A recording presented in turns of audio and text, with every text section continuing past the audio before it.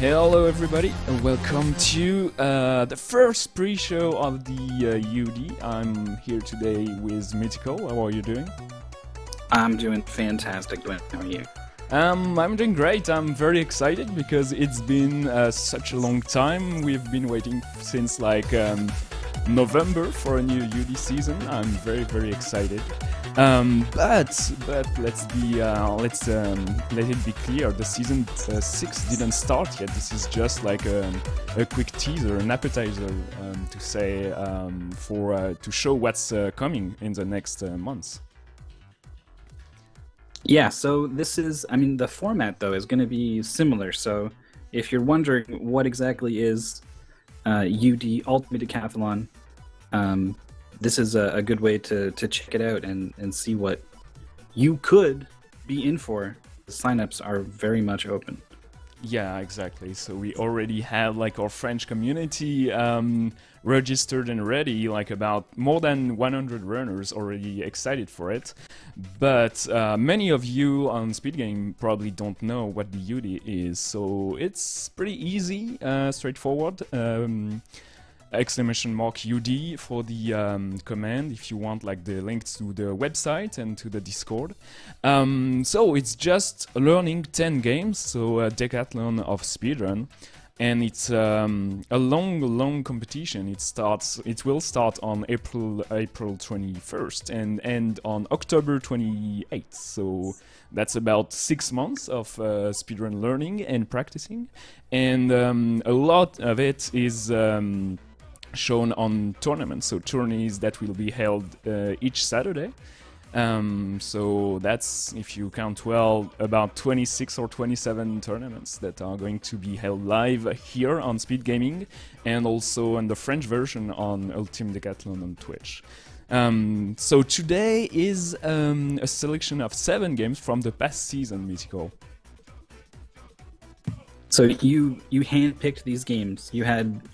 I guess you had 50 games to choose from. Well, have you reused any games? Have you done a big 20? We've done like Mega Man 2 twice, also SteamWorld Dig and Dark Souls. So because the first season was a more private show just between me and CDV, we reused some of the games, but so that's technically 47 games. We handpicked 7 of them just to show the idea behind the UD. So what we want to do is 10 very different games in genre, in style, and in speedrun experience. So you will have longer games, very intense game, more cinematic games like FPS, platformers. A lot of those we try to have like many genres represented, so you cannot just stand out in one style and win it all. You have to be able to master like all the genres represented in the speedrun community. Yeah, that's a facet of this whole competition that I really enjoy. I really like blind speedrunning, and I feel like they throw a lot of weird things at you there, especially once you get into the finals, because they like to put together some bizarre game and make you play it. But these are 10 games that, like you said, well, we're 7 today, but they cover a wide variety of games, but they're also really good speedrun standalone games as speedruns. Yeah, we really try to have like a good experience. So just to present the games really fast, today we're going to have DuckTales on the NES, just a fantastic and well-known speedrun, followed immediately by Maldita Castilla, a Ghouls and Ghosts-like game released in 2012, I think, by Loco Maldito. Then we'll have a Refunked, a very short game, an FPS platformer, a parkour game that will be very intense for the runners because the world record is 2 minutes and 45 seconds. Right after we'll have Nuclear Throne, a top-down twin-stick shooter with roguelike elements, so very fast-paced, that emphasis on the decision-making, like you have to be very fast with how you think. Right after it, Lovely Planet, an FPS shooter, where precision shooter, even where you have to clean levels by killing all the baddies and touch the end pole. Then Kuru Kuru Kururin, which is a GBA balance game. It's hard to describe. How would you say it, Mythical? Yeah, when we were describing various genres that these games covered, Kuru Kururin immediately came to mind because, you know, you've got your platformers, you've got your twin stick shooter, and you've got your spinny stick through a maze, typical game that we're all used to seeing and enjoy and remember fondly. You're right. It's a totally weird. It's puzzly, but it's also. It's not platformery because it's top down. It's weird. You're gonna like it though. Yeah, you have to watch it. We have today, I think, the guy KTH that took Kalumbal's world record on that game and that made Kalumbal come back. And maybe many of you, I think, know Kalumbal. And he's a very talented runner. I know he took your Kabuki Quantum Fighter time very fast, so you have a bit of history with him. My avatar right there, that I established my identity. The very first game I ever speedrun, pretty much the only game I really speedrun. Kalumbal picked up the game for a week and a half or so and beat my time, and it was kind of like, all right, yeah, that's good enough, and then left. So who knows? Maybe I'll make him come back one day, but. For now, nothing but utmost respect for Kalumbal. So if a community of people are able to challenge a time from Kalumbal, then you know that people are really bringing it. Yeah, and so on some games there are like a smaller community. There is a smaller community, so the UD shows up with like 100 people runners, and it takes the time down very fast because the more people, the better. Runners understand the game, so it's usually a good thing. And so that's what happened on Kururin, because Kalumbal was pretty much alone on that game. So, you know, many strats were found, and the world record came down very fast, actually by 3 minutes almost, so that's a lot.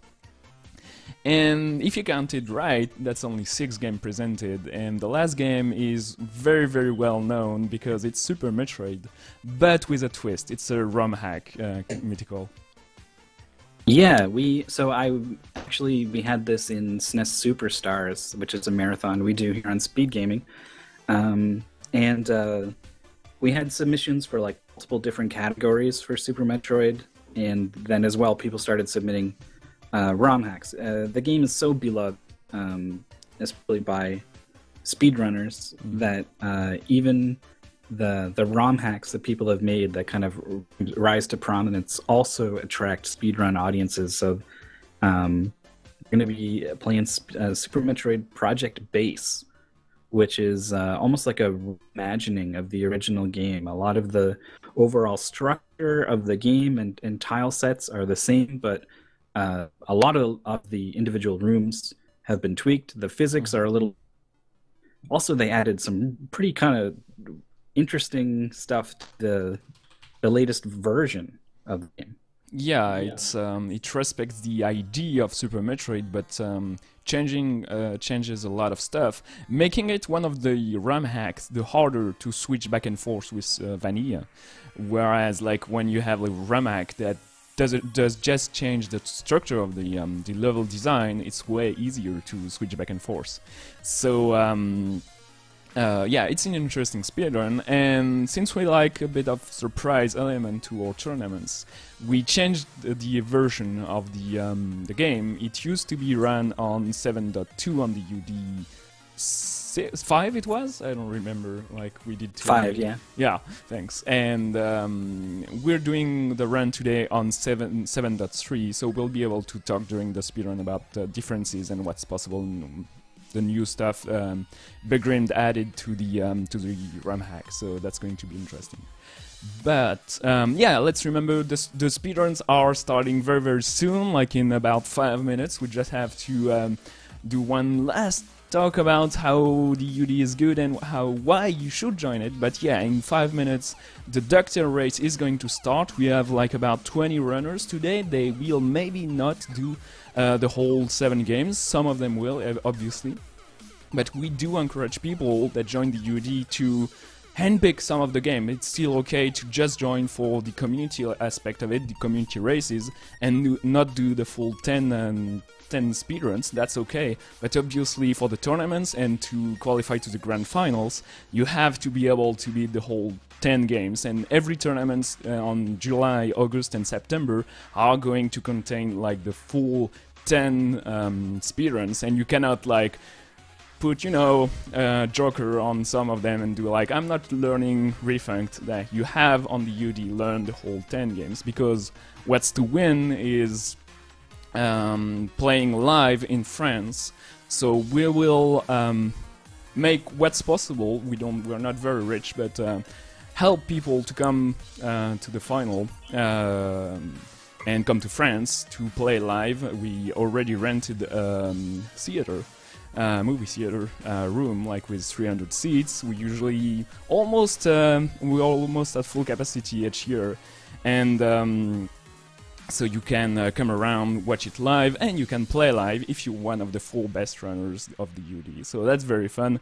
That's, you know, a small prize for 6 months of speedrun learning. For the 6th season, the first game will be announced on April 21st. So we'll have a pre-show today with 7 games and 2 more pre-shows, like teasers, on April the 15th and April the 14th, sorry, Saturday, and April the 21st, which will end by the first game reveal. Yeah, I think I can see some of the people in chat are getting a little antsy for the games list reveal, but you're gonna have to wait for at least 2 more weeks before you find out what the first of the 10 games for season 6 is going to be.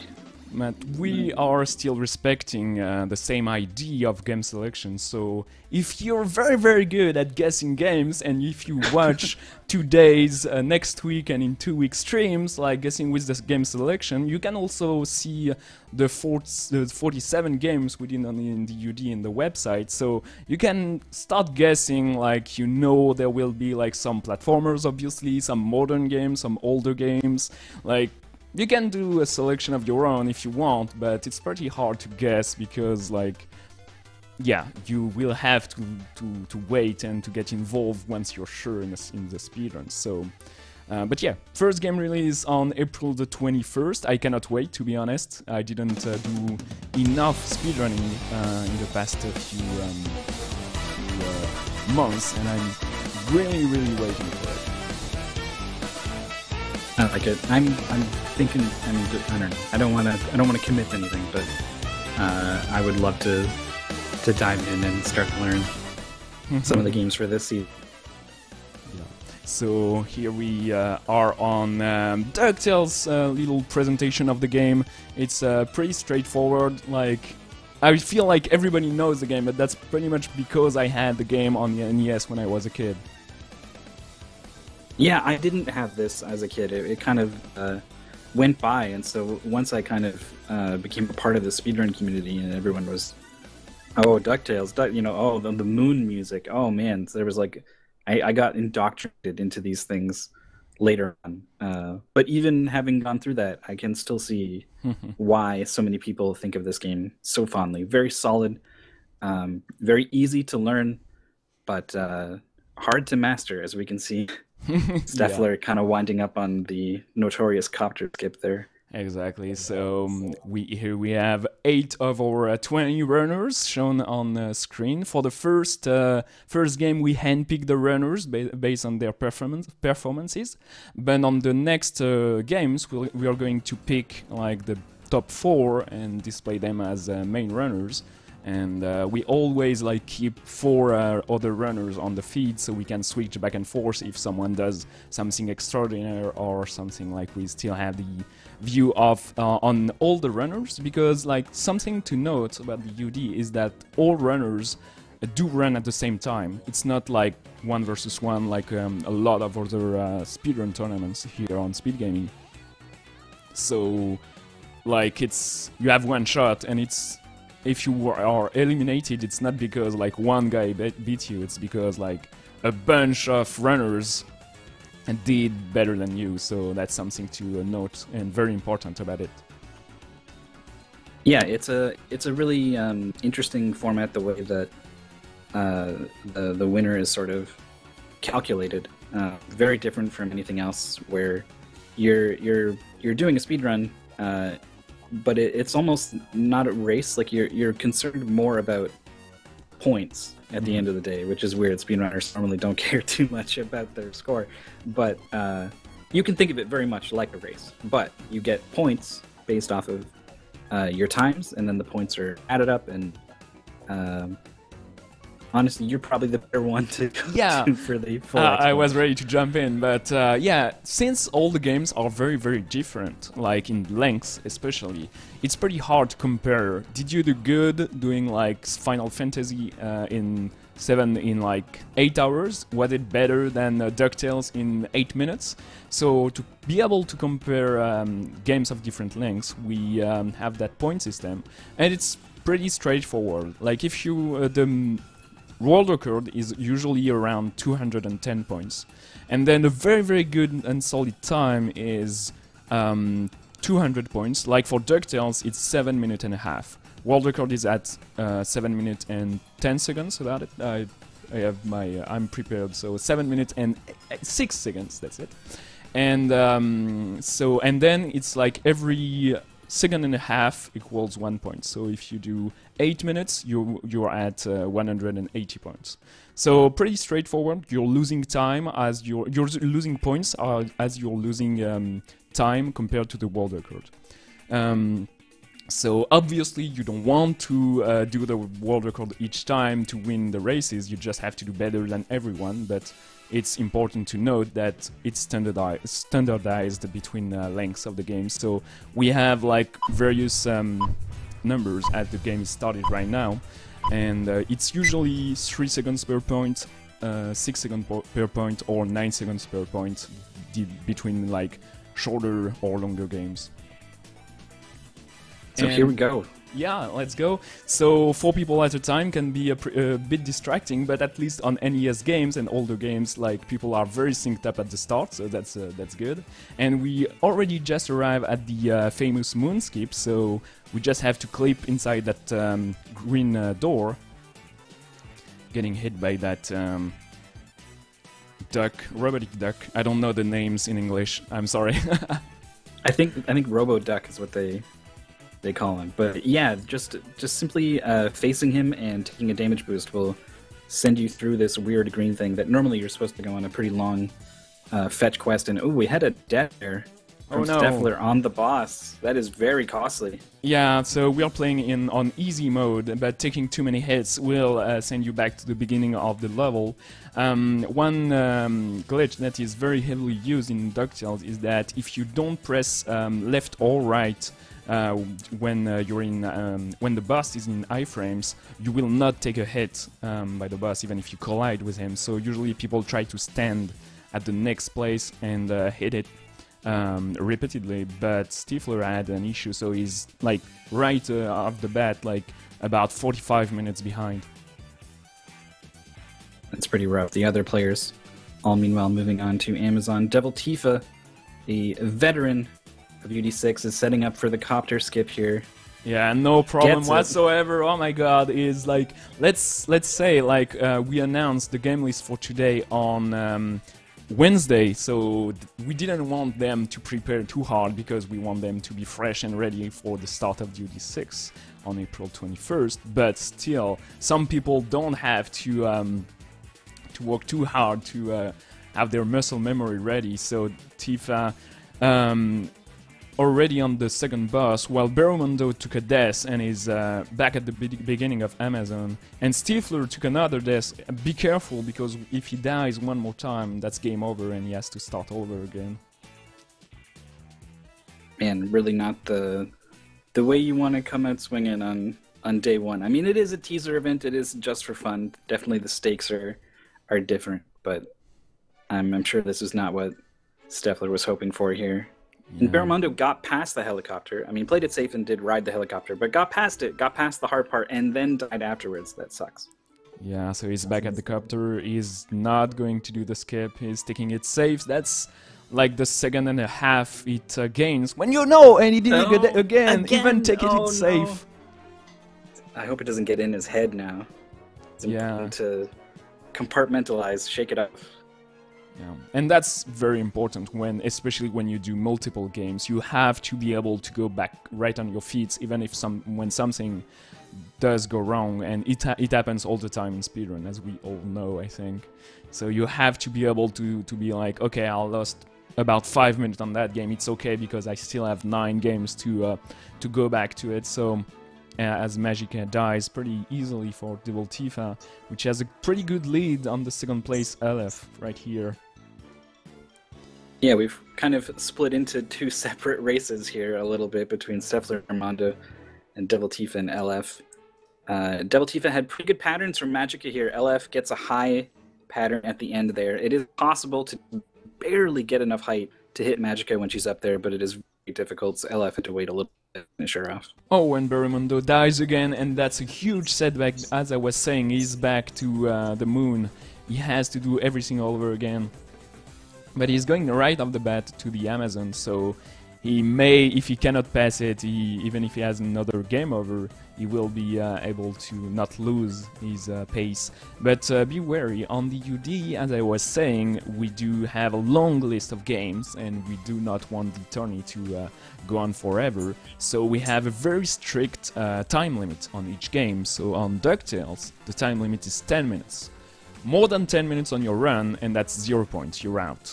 You can still do the other 9 games or 6 games for today, but you will not gain anything from DuckTales. So if Barramundo does not, well, pretty much get world record here, he will not be able to complete the game. Yeah, it doesn't look good, but certainly you want to play it out in this situation. Yeah, even if you're pretty sure it's not going to go your way, it can be important. Just mentally to sort of, get past this thing that hung you up, confirm to yourself what you're capable of, and come back strong for the second game. Yeah, so lots of practice goes on during the UD to master all the games. Like, we do announce the game once per week, but you still have a lot of time. Like, you'll have the full list on June the 13th, I think. Yeah, that's it. And then you'll have still about 16 or 17 weeks to play during the game, join tournaments, practice all the games. So it's not like it's a long endeavor, and that's why a lot of runners have very, very good time on each game. The best runners are very close usually to the world record, except on like longer game, usually like Mega Man 2 runners were a bit off. But like DuckTales, a lot of people were at like 7:20, I think, were the best time. So that's a pretty solid time to get on DuckTales, and yes. So Devil Tifa is done with the Himalayas. LF is about to wrap it up. When we saw that 8-player view there for a little bit, we did see that off-stream currently, Molaman actually a little bit ahead Devil Tifa, but oh wait, Molaman hadn't done the moon level or suffered a very costly game over, so maybe... I think he did the levels in the... different order. Different order, as you have like the opportunity to do. It was something very interesting as a kid, because you could, even if you were not able to beat the game, you could like play all of the levels, and that was very, very satisfying, to say the least. But Devil Tifa at 6 minutes and 40 seconds entered the final boss, and that's a very, very solid time, to be honest. Yeah, for sure. We're into Dracula here. Oh, but careful. I think missed hit. Yeah. So you can do double hits if you take first take a hit and then go headbutt him. But yeah, okay, that's done. He used $3 million of his money with the select button to fully heal, That's something that's not well known on the game, but it's very important if you want to salvage a fight. That can be good, and that's it. And either the timer didn't start at the right time, or that's an incredible time for Ultifa. Yeah, so that appeared to be a 7-12, 7-13 or so, and with a record at 708 on difficult. Yeah, 708. That is a monstrous time. Yeah. So every runner do submit their exact split time, so we don't have like a mismatch in case the live timer was a bit decent. So we will have shortly the actual time of Devil Tifa, which was more like 7:33. So yeah, we had like a 20-second delay on the timer.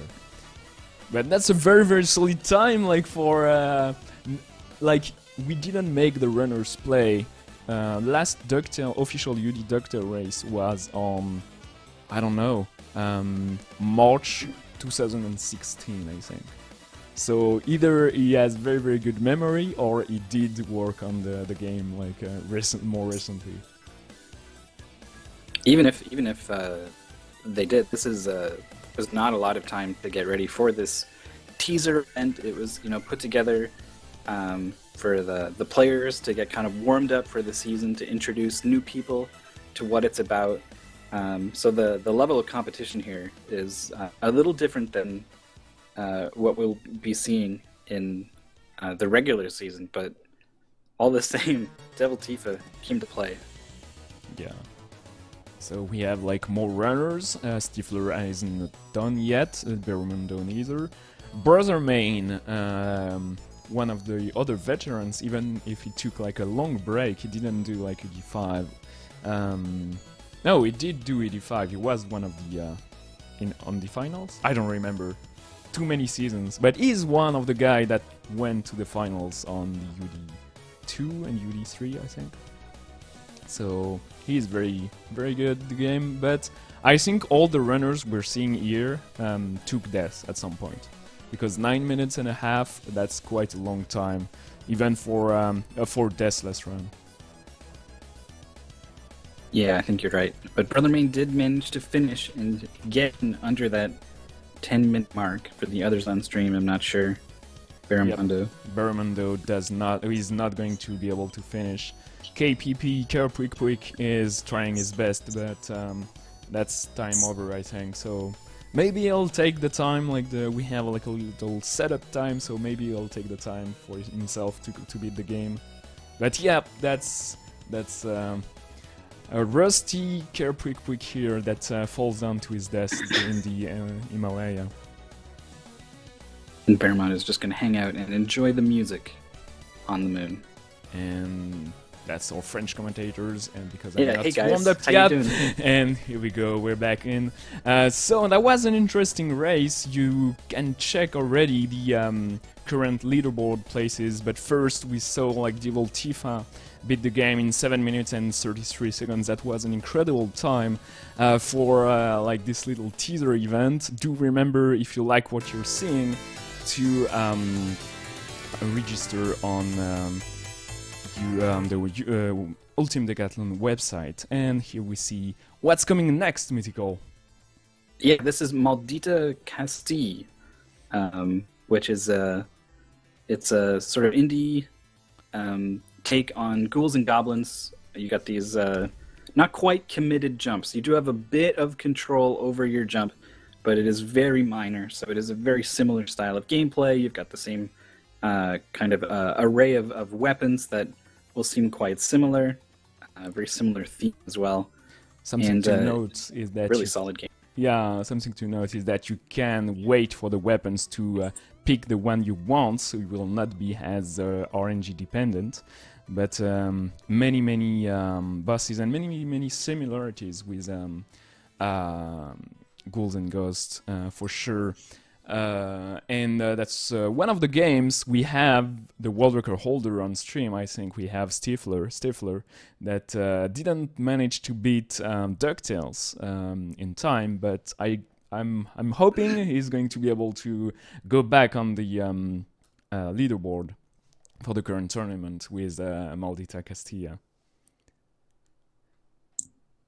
And yeah, There's a we got chat wondering who's going to do the I don't know. the one cycle. There's a couple bosses with some really tricky quick kills. Yeah, It would be a treat to see one of them pull it off, and if I was a betting man, Steffler would be the one to bet on. yeah, that's exactly. Usually, speedrunners do tend to be to have better times if they're higher on the leaderboard, and if you're very high on the leaderboard, you're less rusty. But first, take a look at our current tournament leaderboard. We have Double Tifa that is in first position, and then LF Mux KTH Ronnie is at 186 points, also on the fourth place.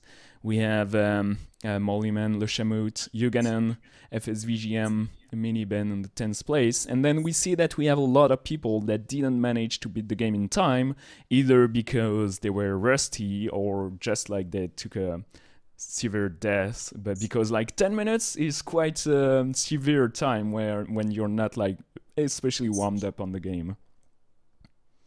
Yeah, now I'm seeing Little Mai down there. That's a name I recognize from the when we did the UD5 finals, and yeah, it was Little Mai's definitely an incredibly skilled speedrunner.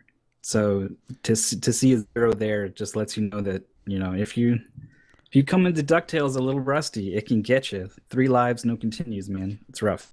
If you follow the season 2 of SRL tournament, he is one of the runners that is in good place. I think he's very strong and a very strong runner. But yeah, it's a tough time. But we have many games to come. Maldita Castilla is next, and same thing, same severity. So if you're not able to beat the game in 28 minutes, when you know that the world record is 16 minutes and a half, then you know that we are going to see some more people with 0 points and some people that will come back just thanks to Maldita Castilla. But obviously, what you want to do is to have a good time on every game if you want to be first at the end.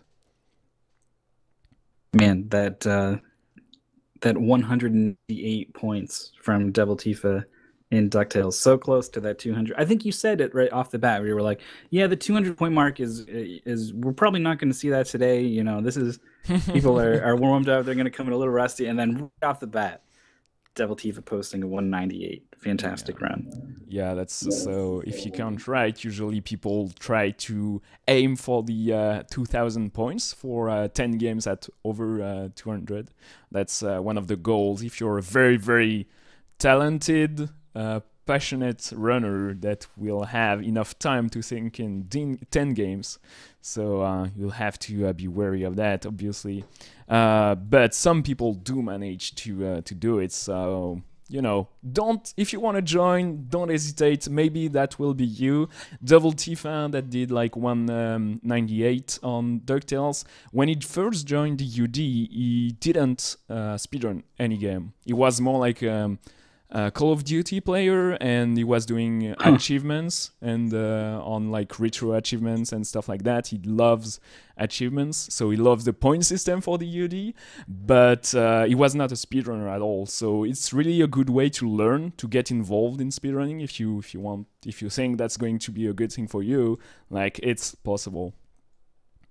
Yeah, one of the things I've seen time and time again is one of the best ways to get into speedrunning is to have other people around you also speedrunning. Maybe not necessarily for the first time. And it can be a little intimidating if you're with people who are experts at the game and you ask a question and they dump paragraphs on you. You definitely need some of that stuff because you need someone to show you the way. But it is really, really cool to learn how to speedrun with other people who are also learning how to speedrun. That sort of shared experience is fantastic. So I'd really recommend, even if you're not a speedrunner, So consider UD6. yeah, you do have to consider 200 is a round world record. It's usually like a round number. So world record for Maldita Castilla is 16:36, and 200 points is 18 minutes. So we are very nice about the 200 points mark because we know that you can be set back pretty far if you die. So usually we try to balance it out. So 200 points represent like a very good no reset time. That's the idea. Sometimes we fail at balancing it out like exactly, but you know, that's the general idea behind it. So if you see like today Stifler that is in the bottom right corner here, do get the close to the world record, he'll maybe at 205, 206 points. That's possible. But anyone above 200 times just pulled off an amazing no reset time. So we're off and running here in Maldita Castilla. We saw the players do a little turnaround damage through I don't know what the thing was, but it's gone now, and we've got a boss to deal with here. The sickle, weapon of choice, the way it can kind of go out and boomerang back will let you kind of stack up hits in a way that you can't really do with some of the other weapons. And another damage boost there from Steffler, who is looking really good. Yeah, he's in first place. Devil Tifa is not too far behind, but Stifler took another damage boost. So you can see on the top left corner of each screen the little hearts. Obviously, that's their lives. It's not Castlevania, so that's their HP. And you can do many damage boosts, unlike Ghouls and Ghosts, where you have only like your armor and then you're done. Here you have 3 HP, so it's used usually to go faster. First boss, very, very well executed by Stifler and Devil Tifa. Second boss here is, well, does that knight with the head without a head count? Is that a boss? Well, it's not the end level. It's not the end level boss. It's a mid boss. Yeah, okay. It's a mid boss. Like each level is divided into halves. And yeah, here we go. Chapter 2, first half is an auto-scroller, so you can rest a bit, train your mashing for the correct timing for the sequels. You cannot mash as fast as you can for the sequels. You have to have the exact right rhythm. So that's like you have that mechanic in Metroid Zero Mission, I think. If you want to shoot out your missiles, you have to do it in the correct rhythm. Exactly the same thing here with a sickle, so it can be quite tough to be precise. I think it's one sickle every 11 frames or something like that, so you have to wait a little bit if you're a very fast masher. So some people did train with music at the right rhythm and stuff like that, just to know exactly how to mash. It's a skill you have to learn. Yeah, that's a little less than 6 button press. I guess it's closer to 5, or maybe it's right in the middle, 5.5 button presses per second. I mash I mash with my entire body. My back and neck seizes up, and when I do that, I can't do anything else on the controller at all. Just pressing a button, I can get up to 12. So 6 is yeah, I would be mashing way too fast. So definitely need to find the rhythm. Yeah, that's one skill you have to master. And one heartbreaking moment here when the two-headed vulture kills Quesada, which become a meme in the UD community, and we have this little subscriber only emotic icon on Twitch. So rip Quesada, and then the vulture is done for Devil Tifa and Stifler.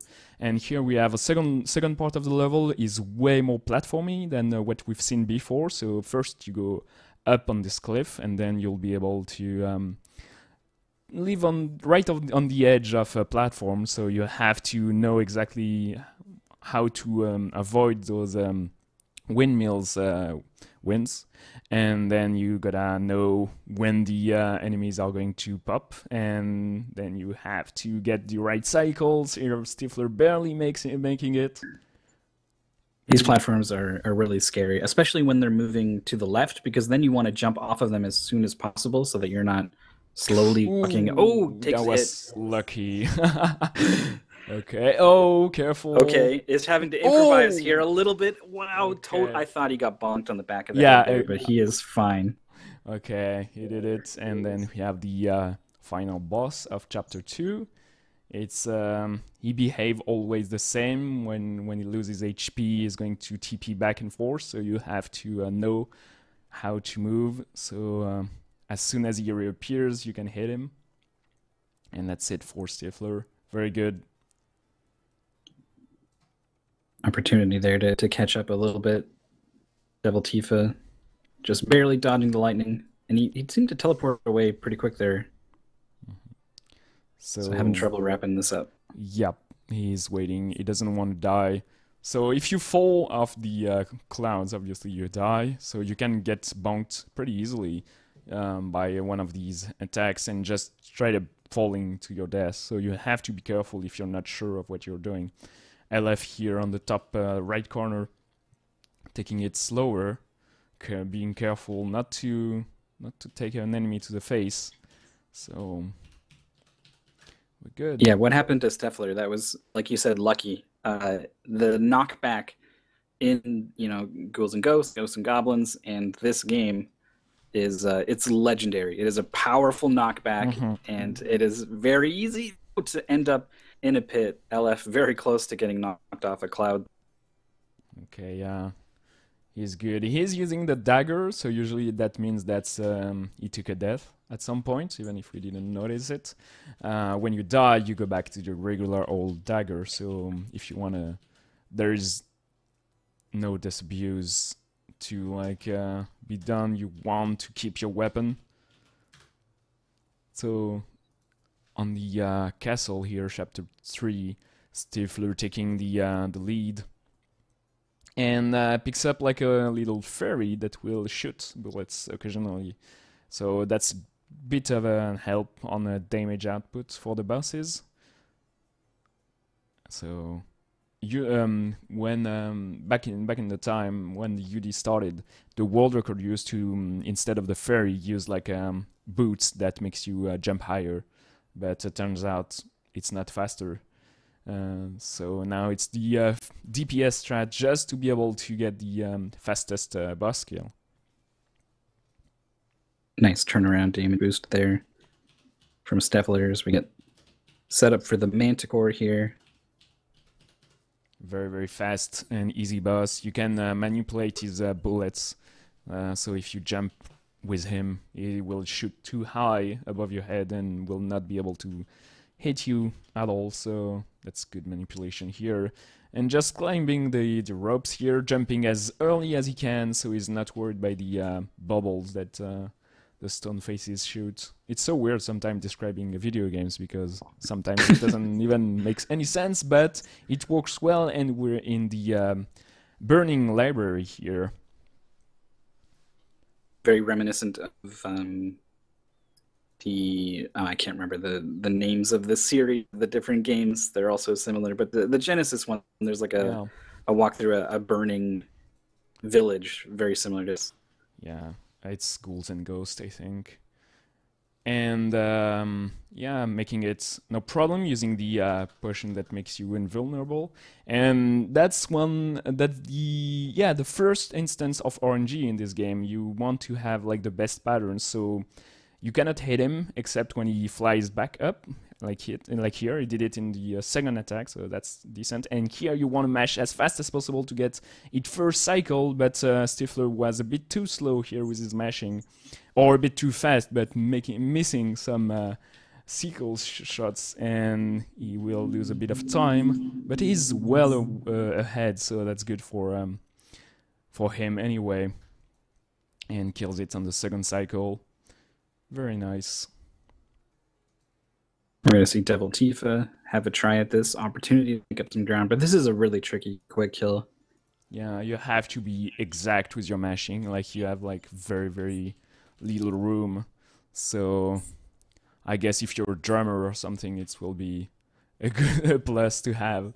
Oh, that's lucky. He missed the fast kill, but the third attack of Crazy Keyshot here made him vulnerable again, so He gained time, but only due to luck instead of skill. Which happens in speedrun, you know. At the end, you gotta still be the fastest.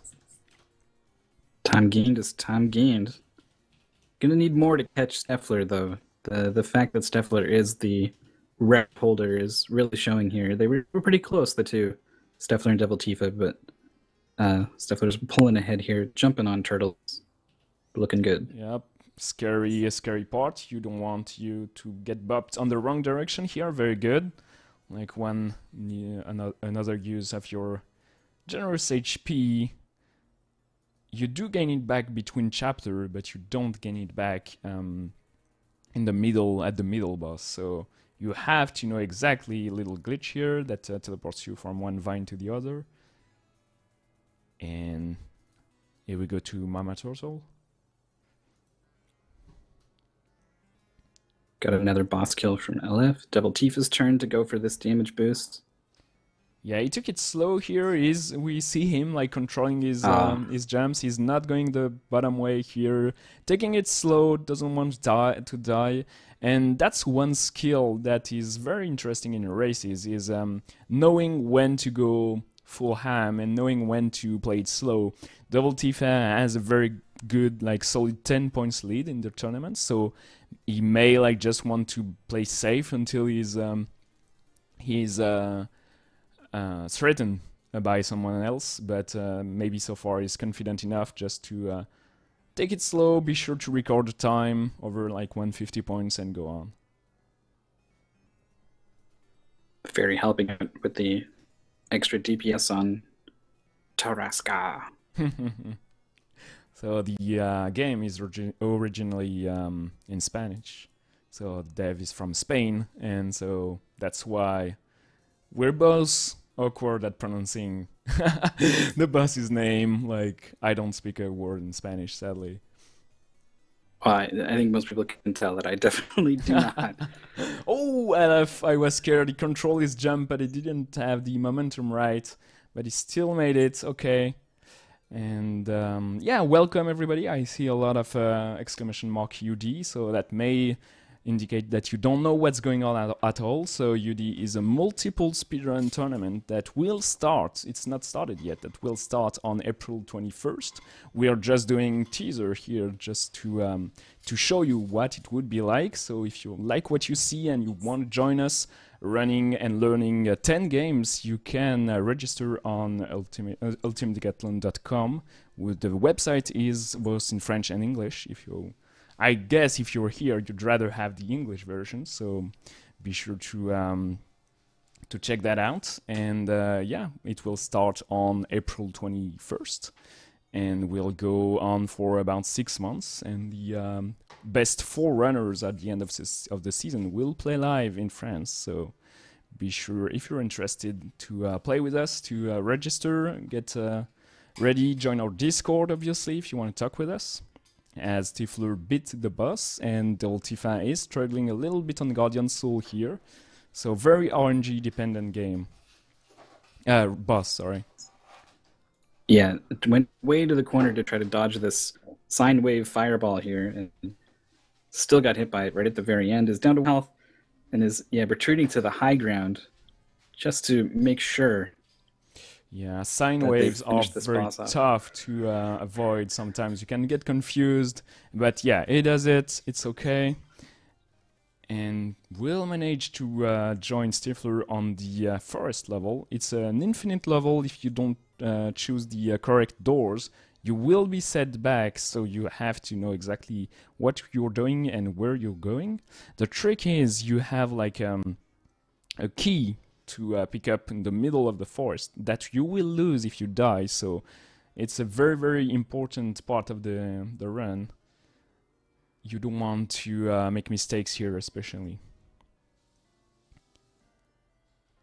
Steffler's about to get it here, sort of grouping up these firefly enemies so that you can jump over all of them. Really nice rat here. Yep, trying to make as little backtracking as possible. But he has a very solid lead now. Like it's about 30 seconds between Stifler and Devil Tifa. So that equates to equals to about 5 points. So that's not enough to catch the 198 points Devil Tifa got on DuckTales, but that's already something. And we'll still have 5 games after Maldita Castilla, so everything can happen. A boss fight against our former friend Mendoza has been corrupted by something. I'm not sure. I'm not going to pretend to know the story, but we do have to deal with our former friends. And they will pay for this. So very good mashing, very good boss fight by Stifler, taking the correct damage boost on Mendoza and then killing Don Diego as fast as possible. He doesn't heal here, be careful. That's actually quite a risk he's taking. That section, like falling down, can be very tricky, and he has to control his jump, so that very little adjustments he can make, he's actually taking full advantage of it. And yeah, he does it very, very smoothly. That was actually very nice. And that's the evil... What's that? Evil thingy. So it's just a regular cauldron. It's not even, doesn't get a health bar or anything. Yep, that's not a boss. Very, it's very a big good pot. level. And this that's is a boss. Yeah, that's the final boss. And that's the witch that corrupted everything around, apparently. And very interesting fight. She adapts, she reacts to how you're moving. So if you stay in the middle, she will tend to do exactly what you've seen. But if you start to try to avoid things and you go back in a corner, she will corner you and kill you. So you have to know exactly how to fight it. But very, very aggressive fight here, taking his final damage boost here into the boss and killing it right before... Cool. The shield. Yeah, that's a very, very solid time, as it will stop here at about 17 minutes. So very, very good time for Stifler. About 20 to 30 seconds of the world record. We will have the exact time very shortly. But yeah, that's an incredible time to pull off live.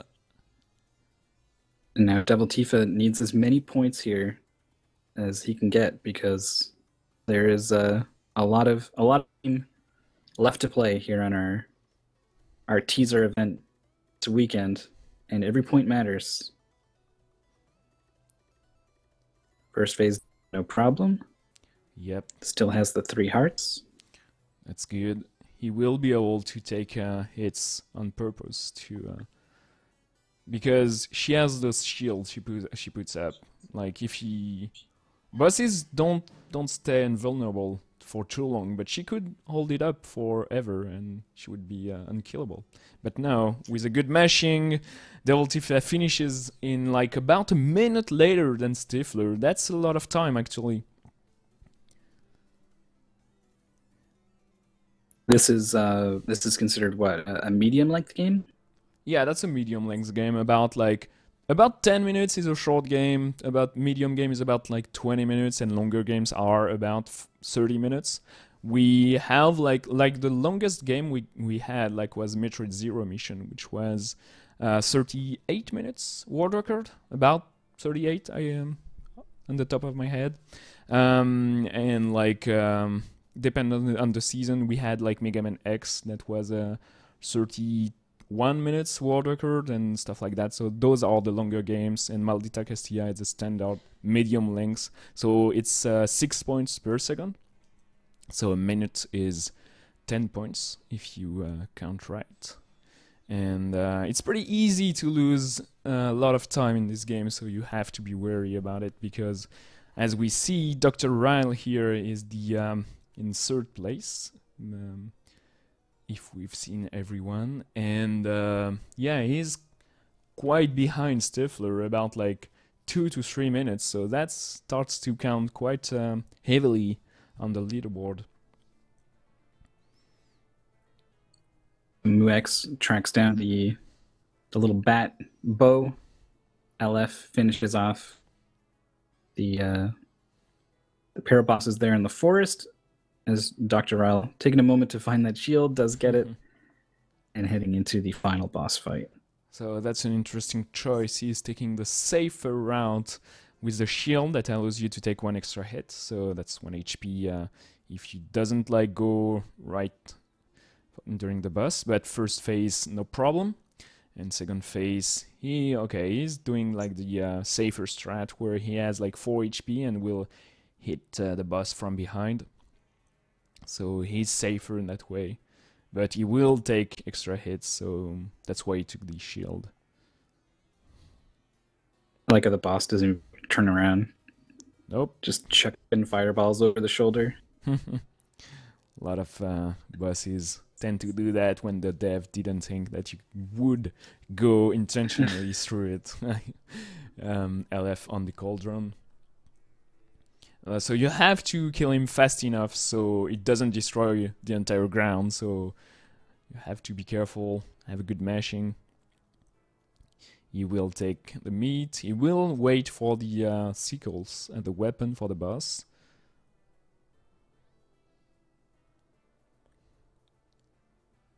All right, well equipped here. Yep, he has everything he wants. We will probably see the same kill as Dr. Ryle did. And for everybody that joins just now, we are doing today 7 games to show you guys what a UD tournament would be like. But it's not started yet, it's just a teaser. If you like what you see, don't hesitate and join us for the 6th season. It will start on April 21st.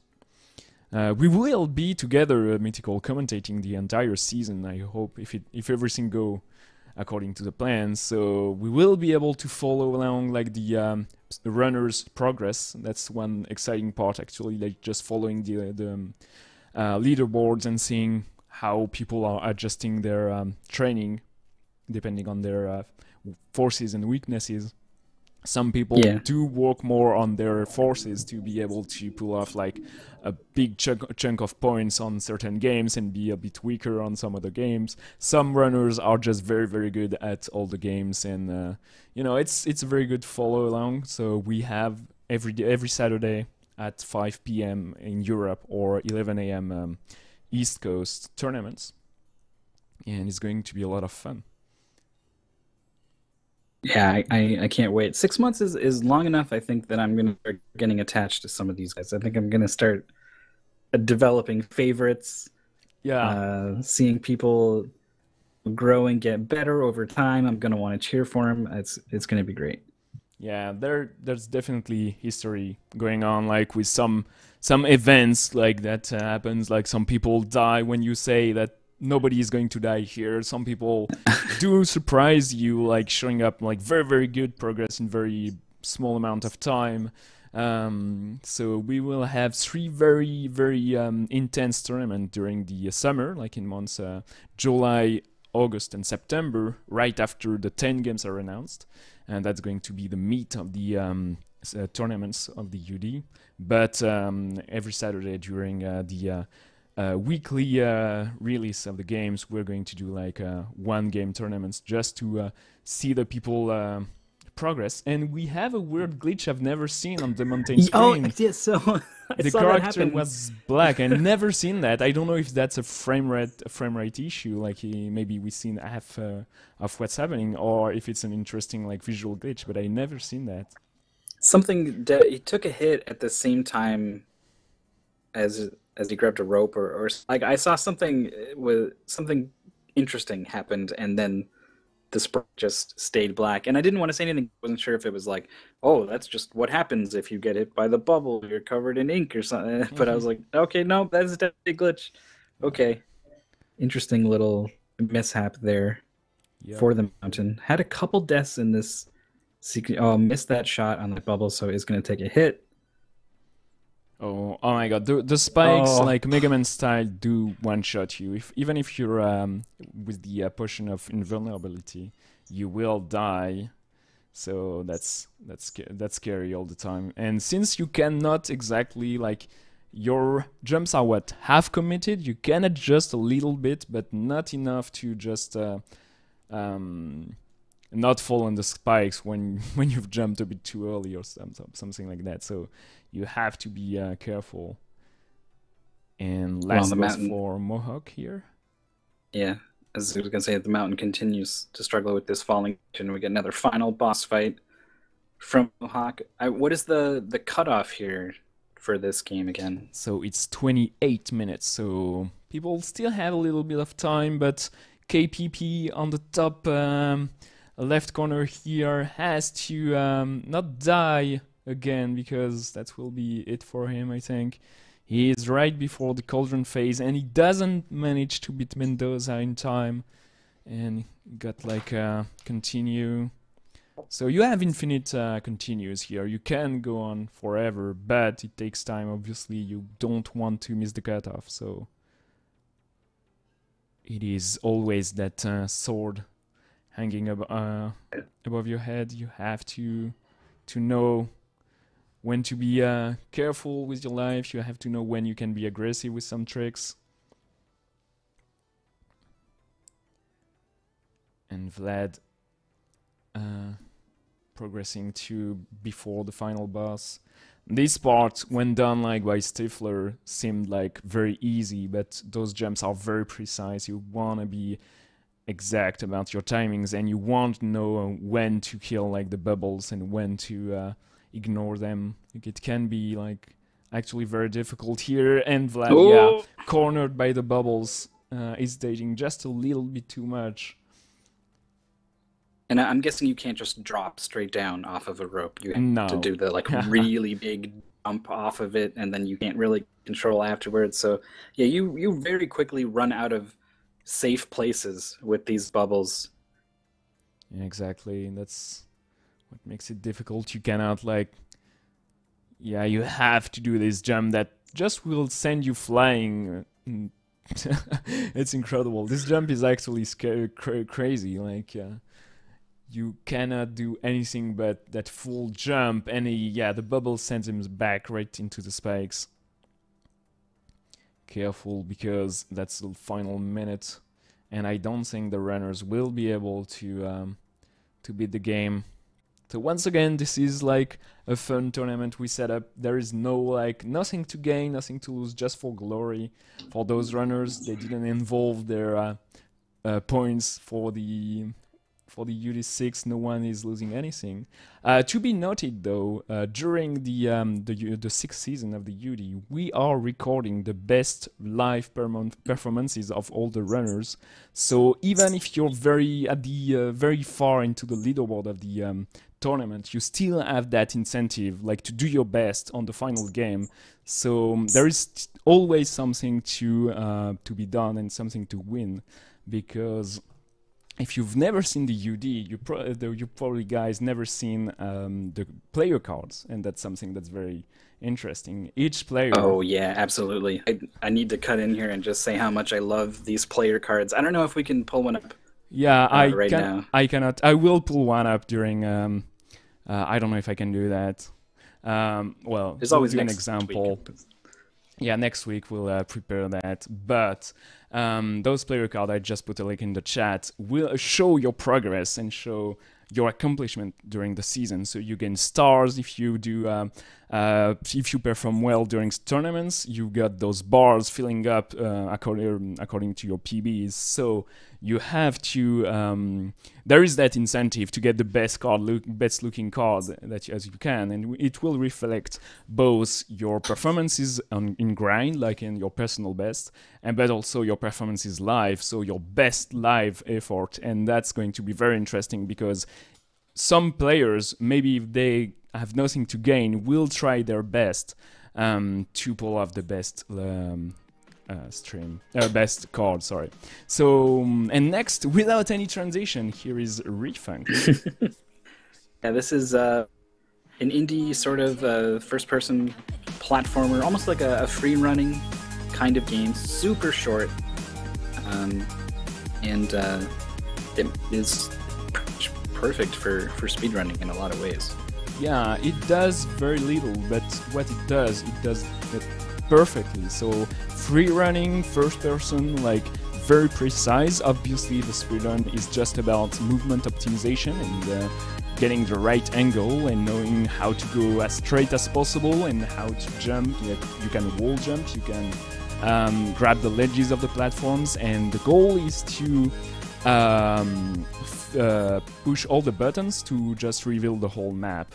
So that's what the runners are going to try to do in about 3 minutes. 3 minutes is a good enough time, so that's 200 points. But usually for this game, it's so short that people want to be at 3 minutes, maybe 3 minutes and 1 second, but that's it. You want to be exactly about that. Better runners will be at 255, 256 maybe. The world record is at 246, but it's amazing how optimized this record is. Right, yeah, it's like a game of milliseconds at the point, almost like a Mario Brothers.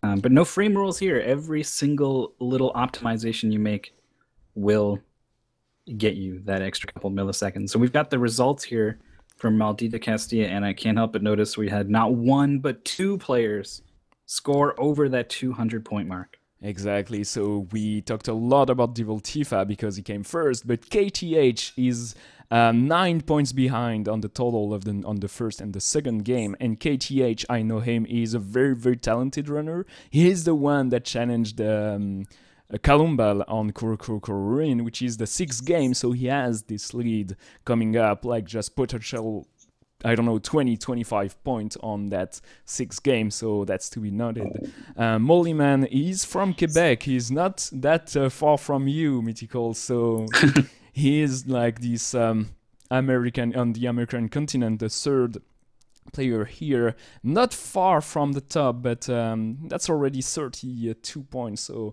that's, you have to catch up very fast. LF in the 4th place, followed by Lushamut, Psychos, Ronnie, Miniben, and Brotherman in the 9th place, and then you already can see that even the two games were different lengths, they both matter a lot on the leaderboard. Like nobody took the first place just because of one game. The Ultifa was very, very strong on both games. Yeah, that's right. You need to, I mean, I guess you could be absolutely phenomenal at most games and then kind of tank one of them a little bit, but really you need to be able to perform at a high level in every game if you want to take grand prize. Not everyone is in it to win it. There is already 100 people signed up for UD6, and you know, people go in with different goals. Some people go in and they're like, I'm gonna take this down, I'm going to France. And some people just want to learn some games, have some fun. They'll take a look at the game list and be like, well, not that, you know, I don't want to play Quake. That's what you know, it's a little beyond me, but you know, there's a lot you can get out of this. Yeah. So I highly encourage you guys to check out the link in chat there, ultimatedecathlon.com. If you are an English speaker like myself, the /Ian there will get you into the English language site. Sign up and yeah, take a look at what's in store. Yeah, you gotta be ready for like taking decision. You will not be able to get world record on every game. That's not even the goal, not even close. You just gotta be good at performing live, like no reset condition, all those 10 games. So you are allowed, obviously, to make sacrifices. You don't have to go for every crazy strats, and you still can win. And obviously, as you said, like the goal is not to win. Like for myself, the goal is just to be able to put a time on speedrun.com on every 10 games that I'm satisfied with. Like I can tell a guy, hey, I can beat Maldita Castilla. It's not going to be a world record, but I'm satisfied with my performance. And some people will just go to beat a certain point, like get 150 on every game or get 200 on 2 games. That's up to you. And you'll be able to share your progress with anyone on Discord. Like we have this leaderboard that will show anyone. You can do multiple selection and just compare people on certain games. If you want to play just Maldita Castilla and Refunked, you can see, okay, I'm first with just the selection on those 2 games. So it's very open in format, but obviously the tournaments will be on the 10 games, but you can join for any reason. And the tournaments are open for anyone. There is no requirement. So we may have some people today that just joined for 1 game. Maybe some people will just be here for Super Metroid because that's the only game they know, or the only game they want to race today. So no obligation whatsoever. The inscription is free, and we'll focus on the game because it's going to be very, very short. Alright, here we go. Don't blink. Yep. 3-minute optimized speedrun. So the game was made with speedrunning in mind. The runners have to push like those buttons. There is an exact sequence. It's always the same, no randomness whatsoever. So runners already know exactly where they have to go before even the button press. And so you can see all this direction and movement optimization just to cut barely every corner. It's pretty hard from time to time to say which one is first, but you can see like some people are very synced up and get the exact same order. Devil Tifa here trying to go for a skip and not fall in the water, and he made it. Mollyman chooses to go into the water. LF is a bit behind. Careful here, coming a skip. You don't want same thing to fall in the water with the double wall jump here, just having the perfect trajectory and direction and going exactly. You can do corner jump with double wall jumps here. Yeah, Jackie Chan style. Rumble in the Bronx. Here we go. Double T and LF are very, very close. Yup. And yeah, movement has to be on point.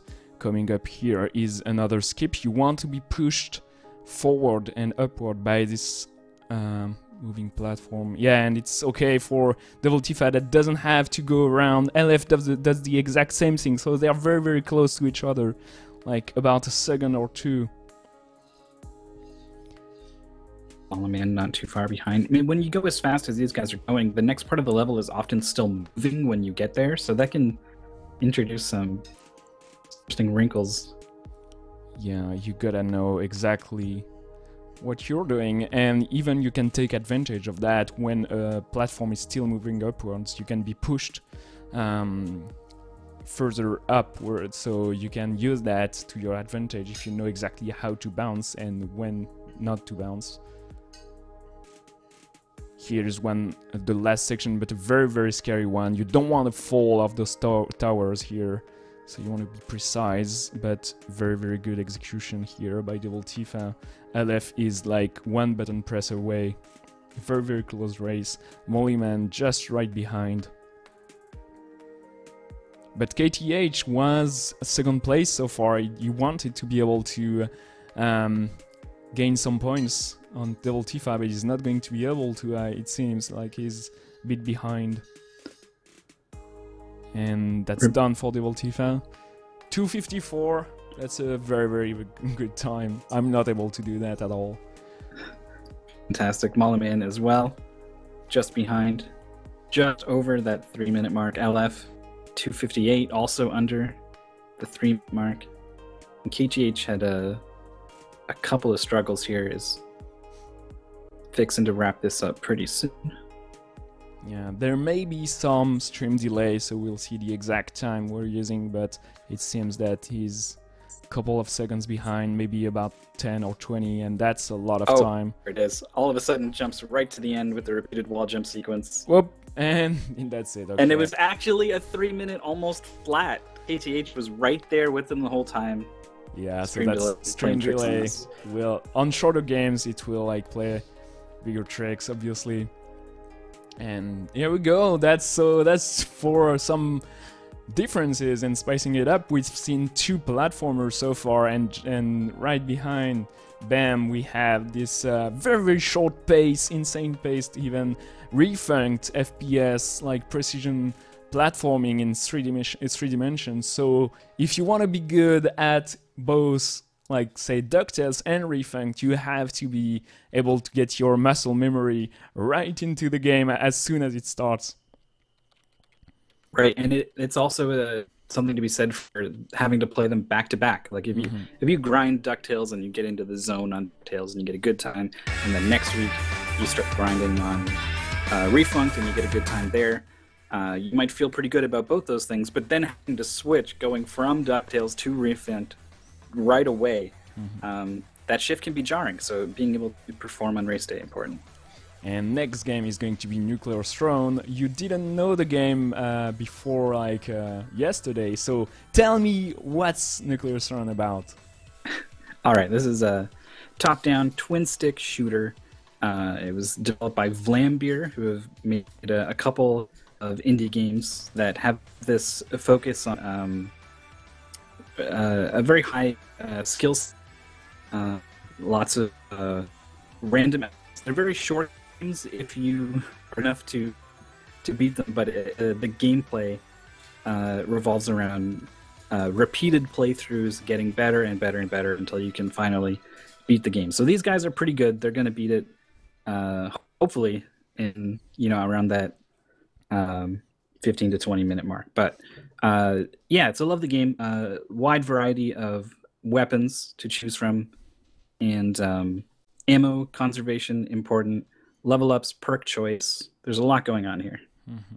Right before it starts, we'll have our leaderboard. How does everyone did? We see that Devil Tifa is right under the 200 per game, like average. He's at 599, but right behind him we still have KTH, Molinan, and LF. Barely behind the top 4 we have Lechamut, Psychos, Ronnie, Brothermain, Miniben, Babast, and after that we can see that we have quite a bunch of runners, but as I was saying, some runners cannot beat the game in time, obviously, or do not even try to beat the game. They can handpick what they want and still like do decently. Like we can see Stifler just had a huge setback, but he's at 407 points in only 2 games, so he has something to play, maybe entering the top 10 right after Nuclear Throne. And Nuclear Throne, even with our point system, is going to have a huge impact on the ranking, because if you die, you have to start all over again. So it's a roguelite, like there is no save point, no checkpoint. You have to be able to go back on your feet and eat up the 3 minutes, 4 minutes you may have lost dying only once. And it's a very, very fast-paced game. So yeah, it's going to be interesting, I think. I saw rather, when you were warming up for this game, you were streaming and showing me it. The deaths are super punishing, but there is a comeback mechanic that is allowed for races. There's a sort of shortcut you can take to get back to where you were. So you can cut in half the game, pretty much. You can go back to the end of the 3rd world. We only allow that if you died past that point, obviously.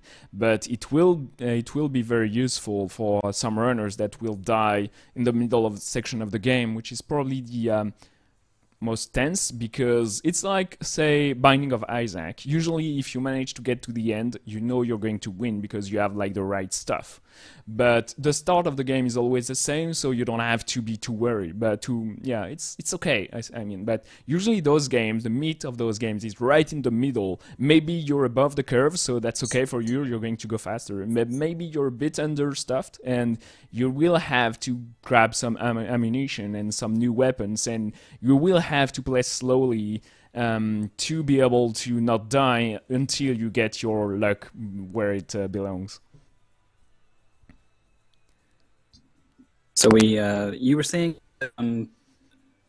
the weapon choice in this, normally the game will kind of get figured out by people, particularly speedrunners who are interested in going as fast as possible. So they'll be like, this weapon and this weapon, this is the highest DPS combination, this is what you use for the speedrun, yada, yada, yada. But you were saying the weapons are actually that even the speedrun, it comes down mostly to personal preference, so what you want to use. Yeah, HP is very, very low, both for you and the enemies. So every weapon will pretty much one-shot the enemies. Maybe the beefier one will take a couple of shots, but it's pretty much one-hit KO, both for you and for the enemies. So it's just all the weapon varies in bullets per seconds they shoot, like accuracy, style, and some weapons explode and can kill you. Usually you want to avoid that, but maybe you're very skilled with those. Some people try to be more precise, accurate, and all their shot matters. Some people just want to spam the buttons and just kill everybody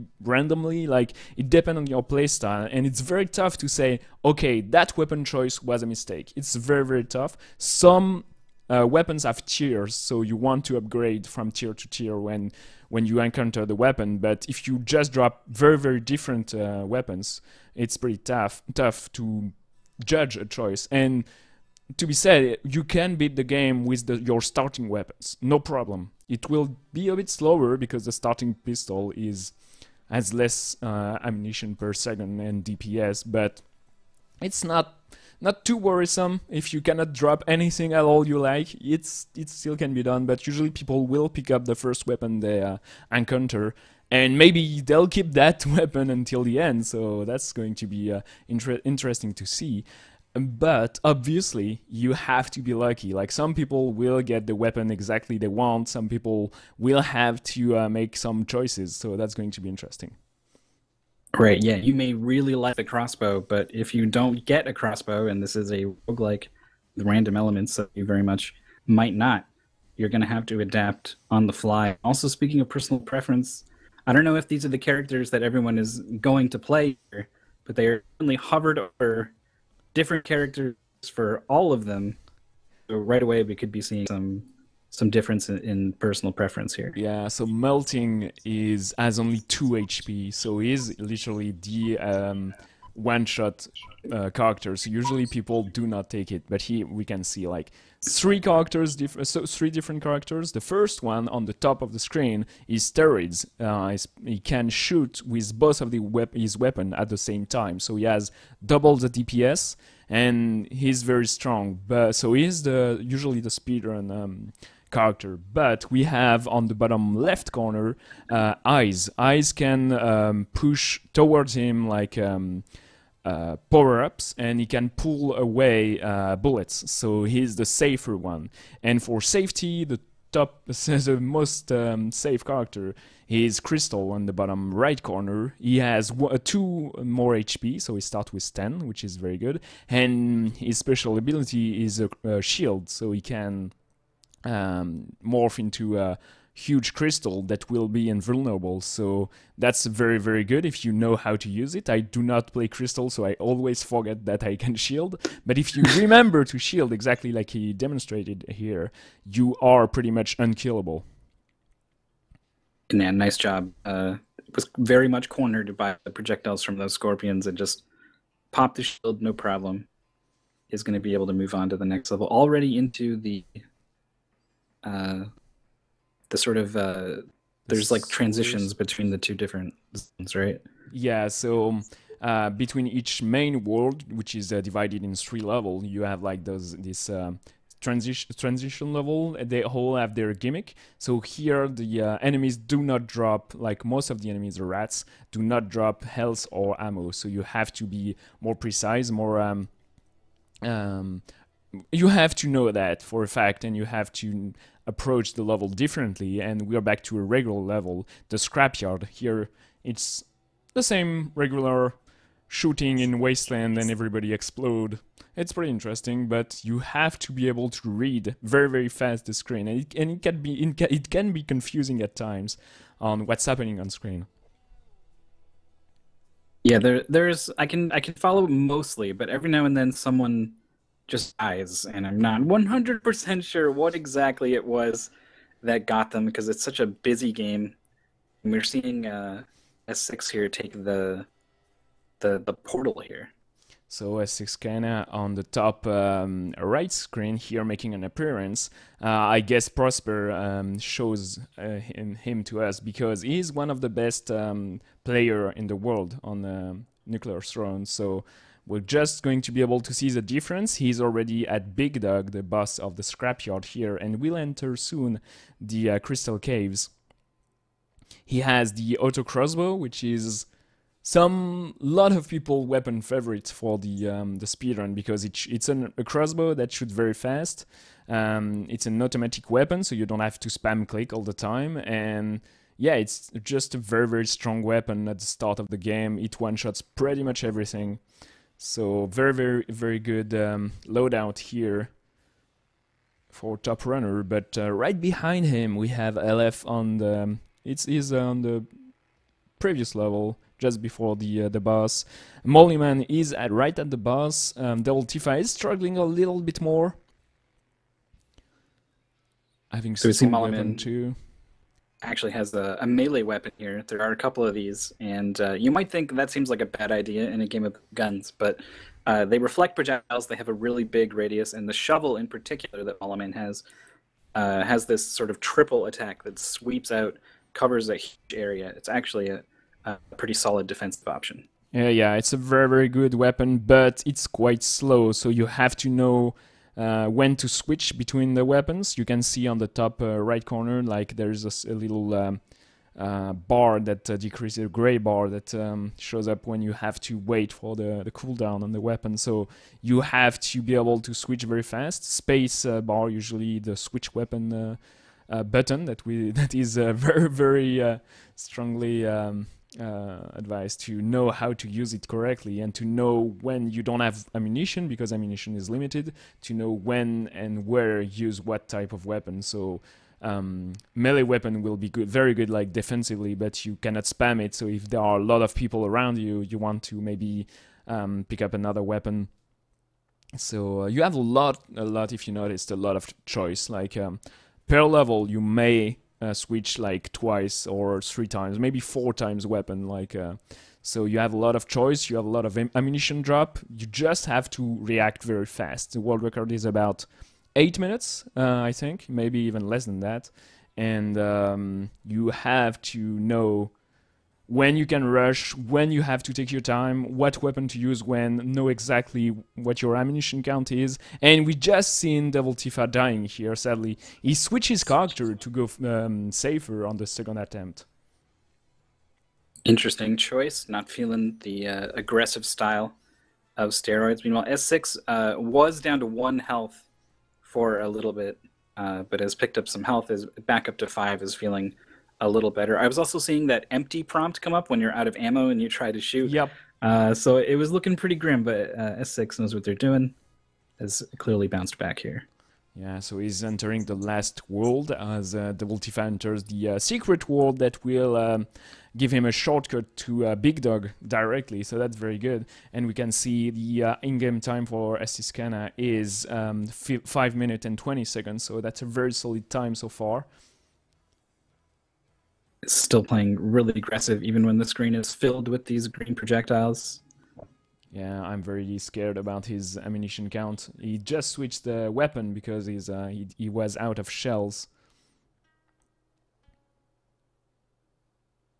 But yeah, lot of drop all the time. Devil Tifa is under-leveled. Obviously, he has just the starting weapon against Big Dog, so that's going to be a slower fight. But he is going to be able to pick up multiple weapon very fast and maybe go back on his feet and complete the game, beat the game in about like 10 to 12 minutes real time if he's lucky.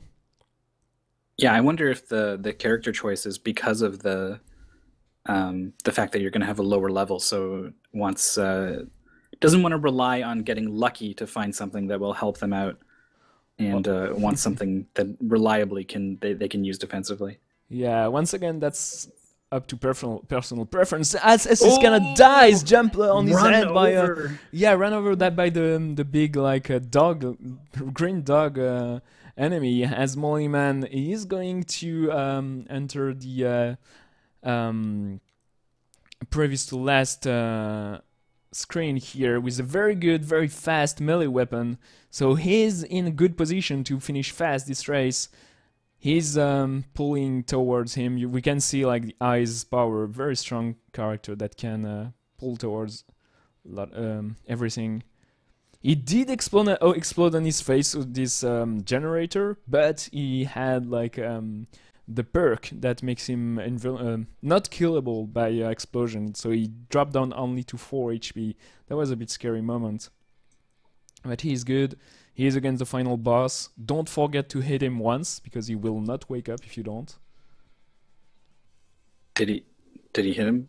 I think he did. Yeah, he did. Okay, yeah. Okay. He's good. Yeah, then don't stand on the carpet afterwards. That's. But just... yeah, the boss of Nuclear Throne is the Nuclear Throne. Well, that was almost written on the box, wasn't it?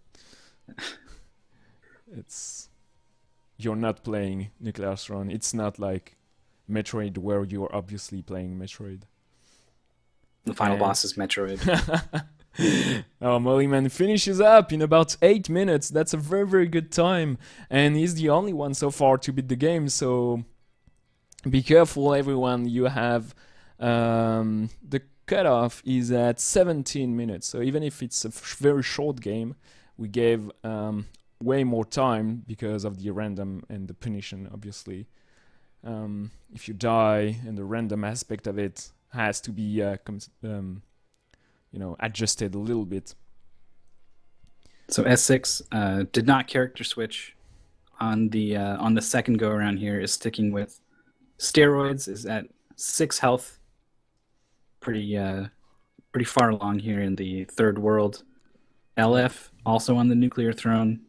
Different characters, so it doesn't play exactly the same. He has like this 5-shot crossbow, the super crossbow, which is quite good, and he doesn't have... yeah, do not die to the final boss explosion, because you have to sit down on the throne for your run to be complete, and that's about a minute behind Mollyman, so yeah, careful with the time. Devil Tifa died again, and here, interesting choice, he switches again, because I think he doesn't have the time to beat the game with Crystal, so he goes more aggressively and say, okay, I have to go all in. But Devil Tifa, he was right above the competition for the whole time, and maybe here we will see him like fall down the ranking because he could not beat Nuclear Throne in time. That's very scary for him. Yeah, this is a really mean game. A very small mistake. You weren't quite paying attention to this one thing, and now you're straight up dead. You've lost minutes. There's a chance, fairly good chance, that you might not even be able to beat the game, even lose out on, the full 100 plus whatever points. This is definitely a pitfall here, and even the best of them can fall in it. Yeah. So we try to have like some more random games, some less random games, but obviously you cannot have like one game that decides the whole competition. So maybe today Nuclear Throne is going to have to be the game with the most impact, but on general like UD selection, we try to have like a sort of balance that's or every game we have the same impact. So maybe during the UD6 we will not see such a punitive game. Like maybe every game will be less RNG heavy. We cannot, like, no promise you'll see such a huge game like punition wise. It's not always like that. So, and once again, if you don't like one game, you still can join the UD and just play for fun. But yeah, if there is Nuclear Throne in the selection, you will have probably to play a bit more Nuclear Throne than DuckTales. It will depend. Yeah, it is a tough game to learn because it's a roguelike, because it's random. You don't get to do the style of speedrun learning where you follow the script. You learn jump here, attack here, do this, do that, and it's sort of a matter of memorization. But with a game like this, you just have to play it and play it and play it, and just develop a really good feel for the game. Get a really good sense of just how fast your character moves, just how big is your hitbox, just how long does this enemy hesitate before it shoots typically. And it's kind of impossible to really quantify your ability to to learn those things. But just playing the game, you absolutely do build up those skills. You do get better and better. And yeah, that's to be said because during the UD3 it was, we were actually all very, very good. Yeah, yes, he's kind of with no bullet at all. He has to wait for those big balls to explode to drop him some ammunition, but maybe that's it. Yeah, that's it. He has a very, very strong weapon here. No, it didn't explode. Oh my god, that's very scary. Scary moment. 1 health. The screen is filled with projectiles and text. Oh my god, no, he didn't do it. So gutsy. Didn't want to wait. Went for it. Yeah, pays the price.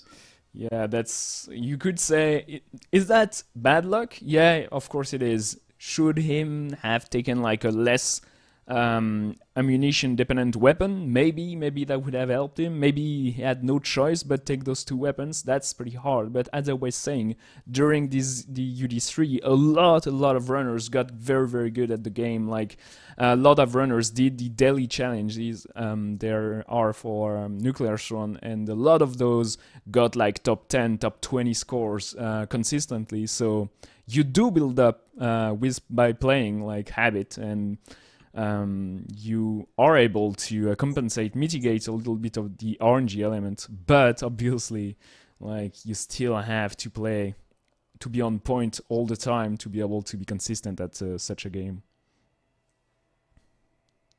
And it's the kind of game where, I mean, in that specific situation, like, you could see, like, could have moved differently there, could have stood somewhere else, could have taken a different approach to pick up that box.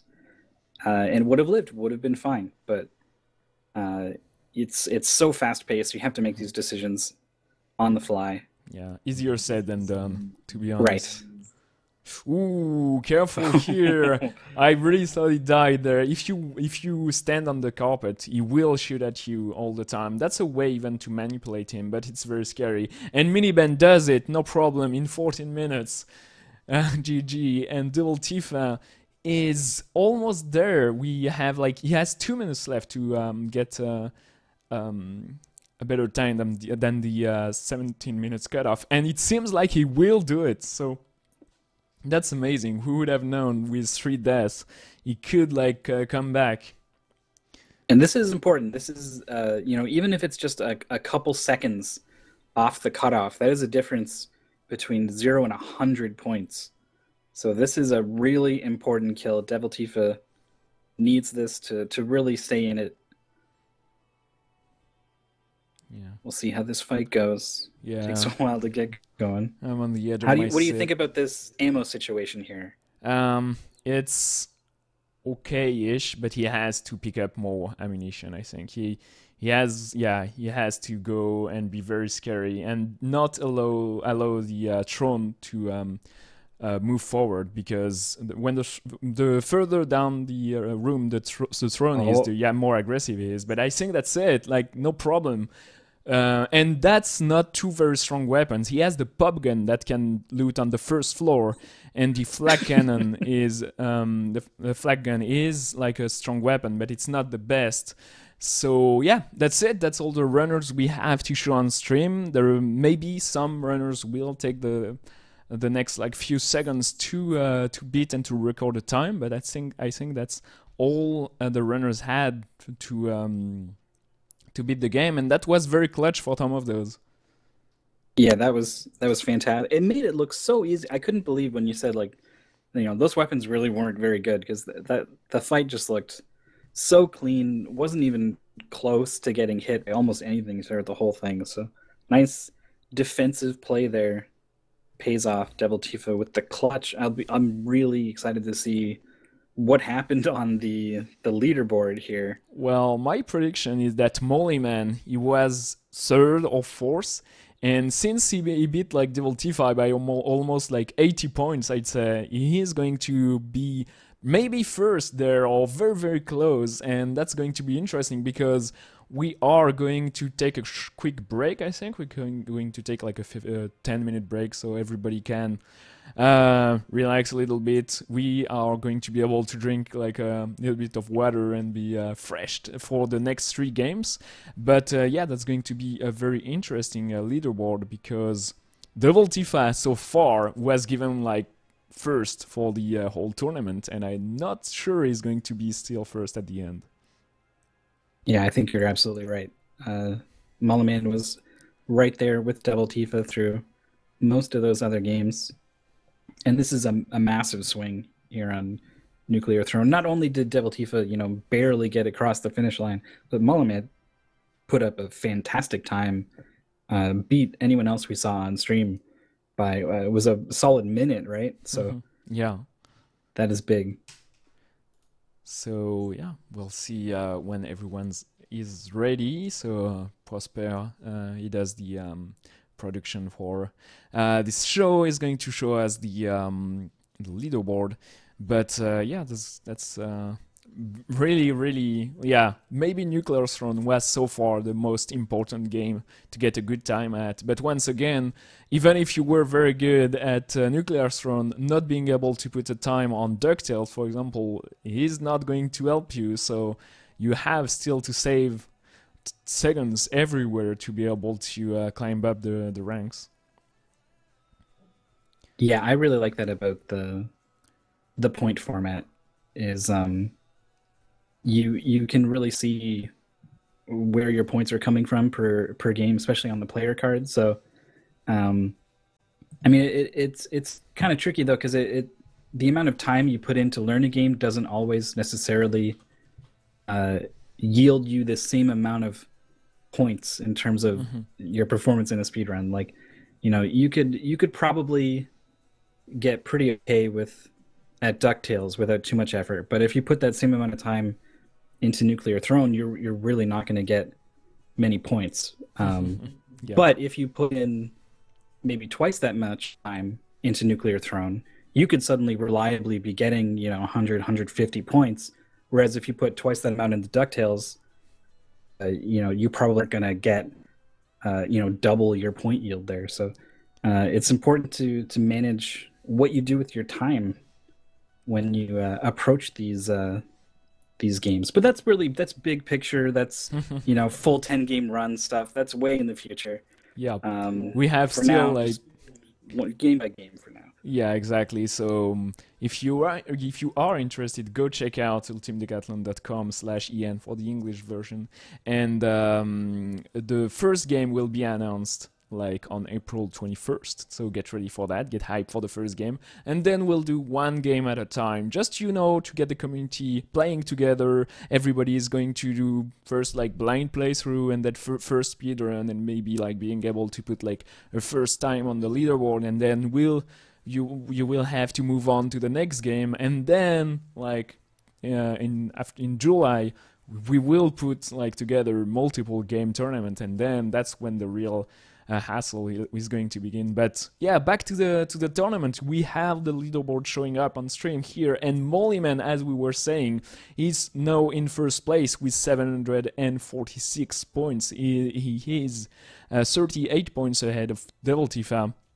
LF also swing and took the second place here at 725. Le Chamut is 2 points behind Devil Tifa, so he's just like, he has barely the place and the time like to go back and take maybe third or second place if Devil Tifa fails on the next games maybe.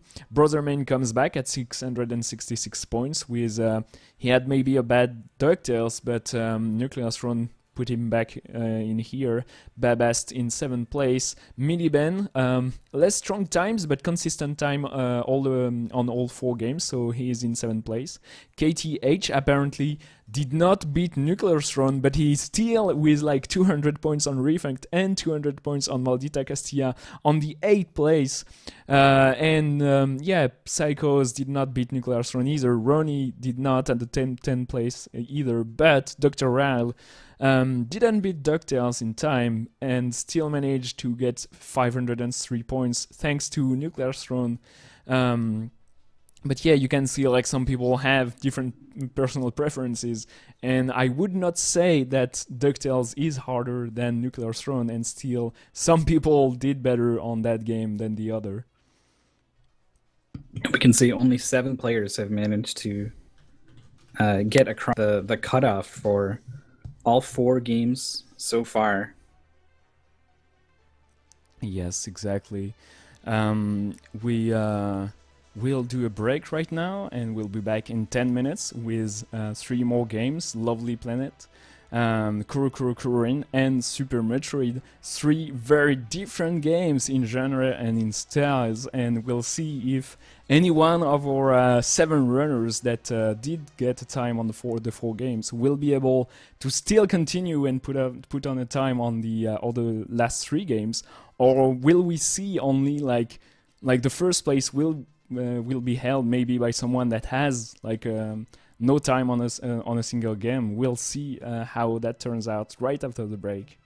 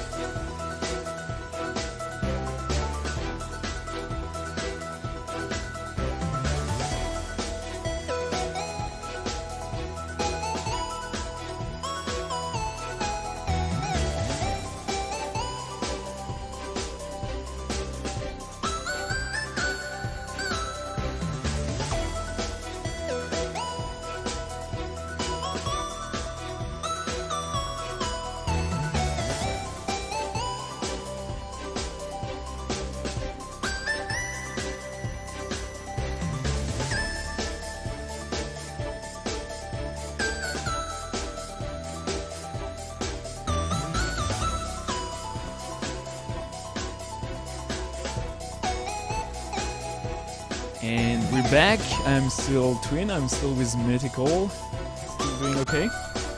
I'm doing even better than I was. I was super happy to see those first 4 games, and I'm looking forward to this next one. Actually, I'm looking at the leaderboard and I'm seeing some familiar names on speedrun.com.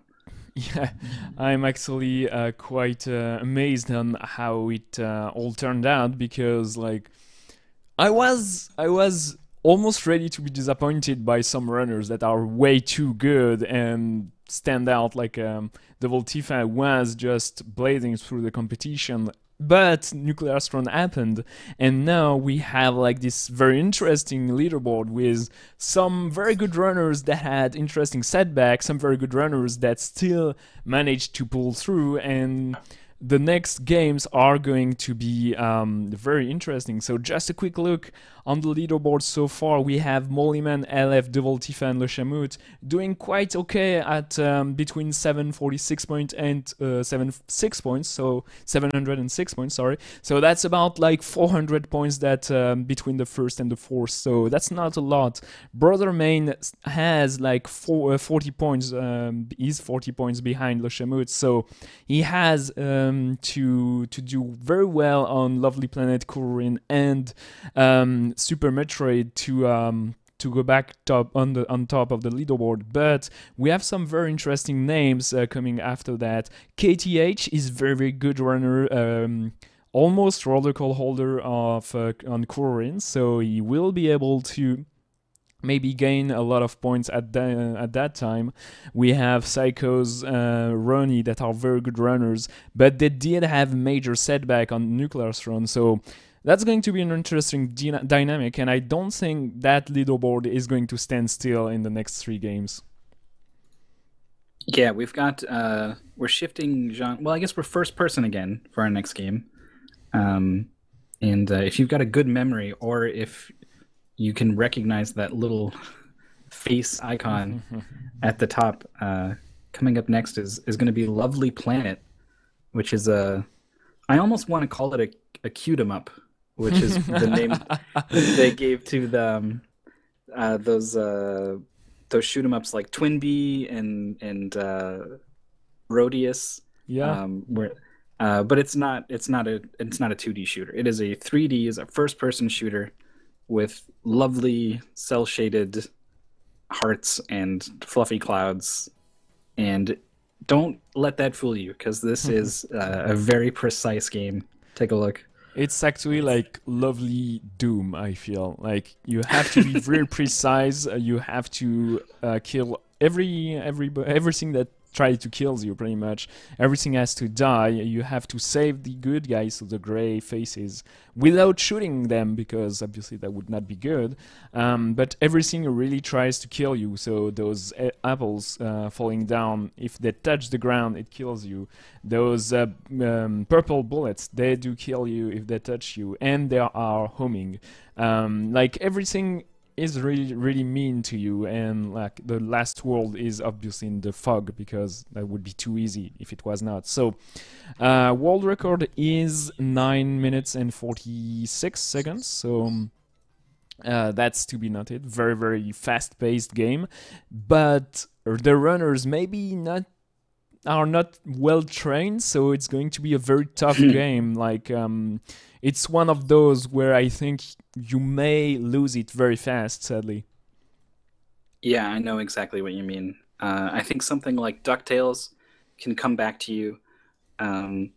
Particularly any game that's 2D, and especially older games like NES. Like the resolution is only 256 by 224. So it's pretty easy to just look at it and get a sense of precision down to the pixel at where things are, so you can literally see the pixel where, oh yeah, that's where I'm supposed to jump. Yeah. But with something like Lovely Planet, so much of it is by feel, especially when you get to the later levels and you're literally blind for large sections, remembering exactly which corner of the fog, how far to flick your mouse to shoot your bullet into the fog. That stuff that can leave you for sure. So we could see even players who have really good times in this game not quite match up to their previous prowess. It will be interesting to see. Yeah, I really hope everybody is able to beat the game before the cutoff. It's actually quite short for Lovely Planet. It's 21 minutes, so usually we decided this time because usually if you're not beating the game in less than 21 minutes, you're not beating it in even 30 minutes. It's that kind of game where you're either faster than 15 minutes or you're slower than 20-25 minutes. It has this very either you know or you don't know. You cannot half make it. Like you have to be full on being able to remember the levels. A lot of memorization is involved. You have to know what you're supposed to do even before the level starts. So that's going to be very interesting to see who's warmed up and who's not. It looks like we're gonna find out soon here. LF is getting warmed up. Everyone else is just hanging out on the title screen. Yep, so you beat the game in any percent just by beating the final level and getting to the credits. To do that, you have to beat 11 levels on first world, 11 levels on second world, 16 levels on world 3, and 17 levels on world 4. So they have to have this precise writing in mind. Usually people run with their splits, so they know which level they have to do if they didn't fully memorize it.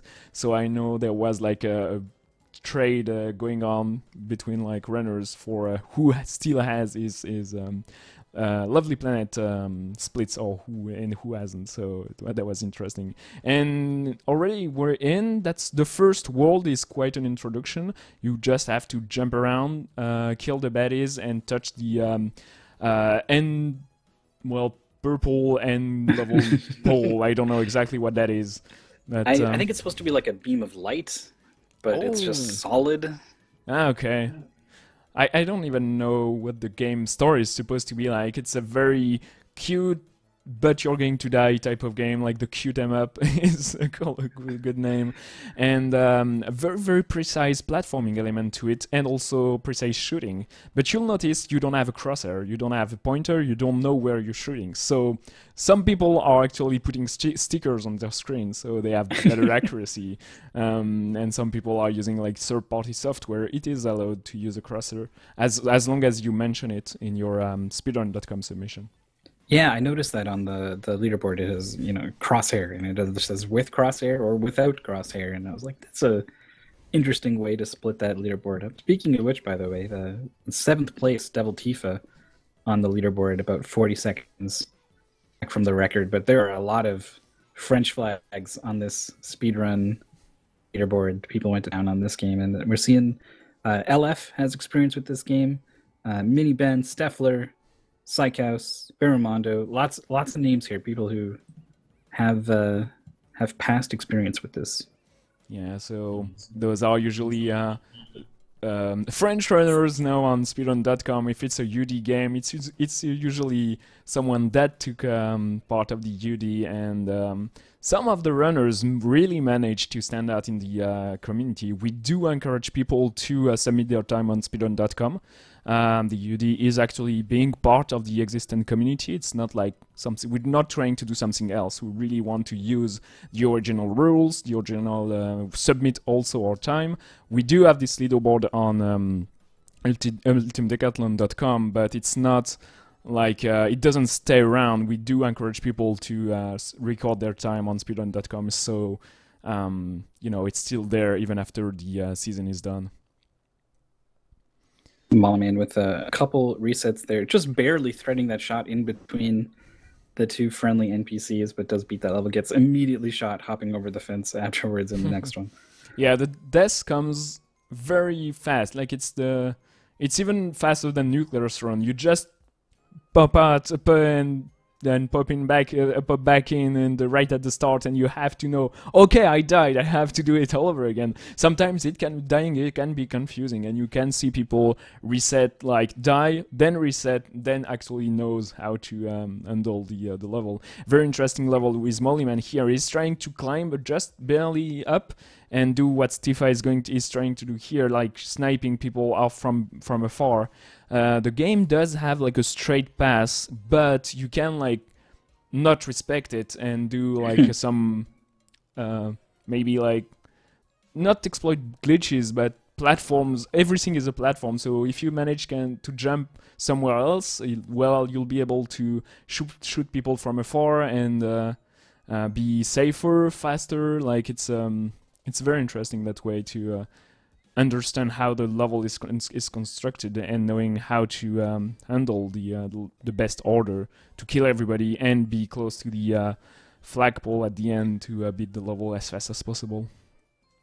It's also tricky because often, I mean, at the really highest level, you're firing 1 or 2 shots at some of these things, and then you're on to the next objective. So you don't know for sure that those shots are on target and that they're going to hit and that you're okay. So in a race like this, where having to double back and track down someone who you thought you killed but didn't is really bad. So you're seeing the players fire a lot more extra shots, make sure that they get their targets. And that sort of consistency, I think, is probably the right call in this sort of situation. You do have to note that when you hit a target, your weapon, whatever it is, blinks. So you know, like, if you did hit successfully or not. So usually you can see people shooting, go straight to the next target, and be sure without checking if they hit the target or not. So they do know even without looking, but they do have to remember how many dude they shot, where, when, which one, and sometimes you lose track, and that can be very, very tough. Yeah, and even if you shoot at one guy, you turn away, and your weapon doesn't blink, and you're like, oh, I didn't get him. Maybe you just hit a bounce pad and you're somewhere else. Maybe you're in midair, so it's not always easy to turn around and clean up that shot you missed. Exactly. Tifa with the long distance shots, they're on target. Yep, you gotta know how to hit successfully, because if you do hit a gray dude, you do die. Like, it's straight the same thing. But there is an interesting glitch. When you hit a gray guy, the game first considers that you killed somebody and then kills you. So if you shoot a gray guy and immediately to touch the end pole, the game will compare how many kills you did and how many kills you need to beat the level. And if you kill the gray dude instead of a red dude and touch the flagpole before dying, you will be it will count the level as okay and will validate it. So that's an interesting thing. It is used from time to time, not in the any percent standard route, because it's quite hard to pull off. But sometimes you may like kill a gray dude by accident and have one too many kill on the flagpole. You have to be exact, so that's to be noted too. Like, either it says like you have missed one body, but it can says you have missed -1 body. So that's interesting, like funny dev problem, like mishap. That's interesting. There's a lot of really almost kind of gotcha moments in some of these levels where you need to turn around or look at something from a totally different perspective, and suddenly you see like, oh, hey, there's a guy there that whole time. Or when you're bouncing across this pad, you need to make sure you look to the right because there's a little guy there just hanging out. And it makes for interesting moments in the speedrun, because they intend you to bounce all the way over here and then be like, oh, someone's still alive, and then you turn around and go, oh, there he is. But for the speedrun, he's there, so you're almost moving backwards for a lot of sections, waiting to get your shot on this enemy hiding in a weird place. Yep. So everybody is on the third world. Devil Tifa is at the final level of the third world. You can distinct worlds between the weather. So now it's rainy, it's the third world, and it's foggy on the fourth world. And Devil Tifa playing the first place so far. Mollyman, LF, and Psychos on the same exact level. So they may have like route divergences, but I don't think that's usual. And Devil Tifa starts the fog world first. So now it's pure memory. You have to know exactly where the bullets come from, where are the enemies. Sometimes they are going to shoot people we don't see on screen because they know exactly where to shoot at. So that's starting to be very, very tough. Yeah, this is a good sign that Devil Tifa immediately was aware of where these bullets were going to be, not showing much signs of rust like we thought might be the case. Is going through these sections really well. Yeah, he's a very very consistent runner, and yeah, no surprises here. I do hope Mollyman and LF succeed to beat the game fast enough to still be in the race. Just right after it, we're going to have like Kuru Kuru Kururin and Super Metroid Project Base. So those are two big chunks, and you have to be like ready to run. So yeah, I'm lost, to be honest. Like those levels are way too confusing. I know exactly what you mean. It's sometimes, you see a lot of speedruns, you can eventually learn to kind of follow what's happening in a speedrun, even if you're not too experienced with it. But sometimes a player is so skilled at a game that they're playing it in such a smooth way that even I still get lost just kind of watching it, almost just spellbound at like, wow, look at what is happening, look at what this person is doing right now. And I'm getting that feel from Devil Tifa.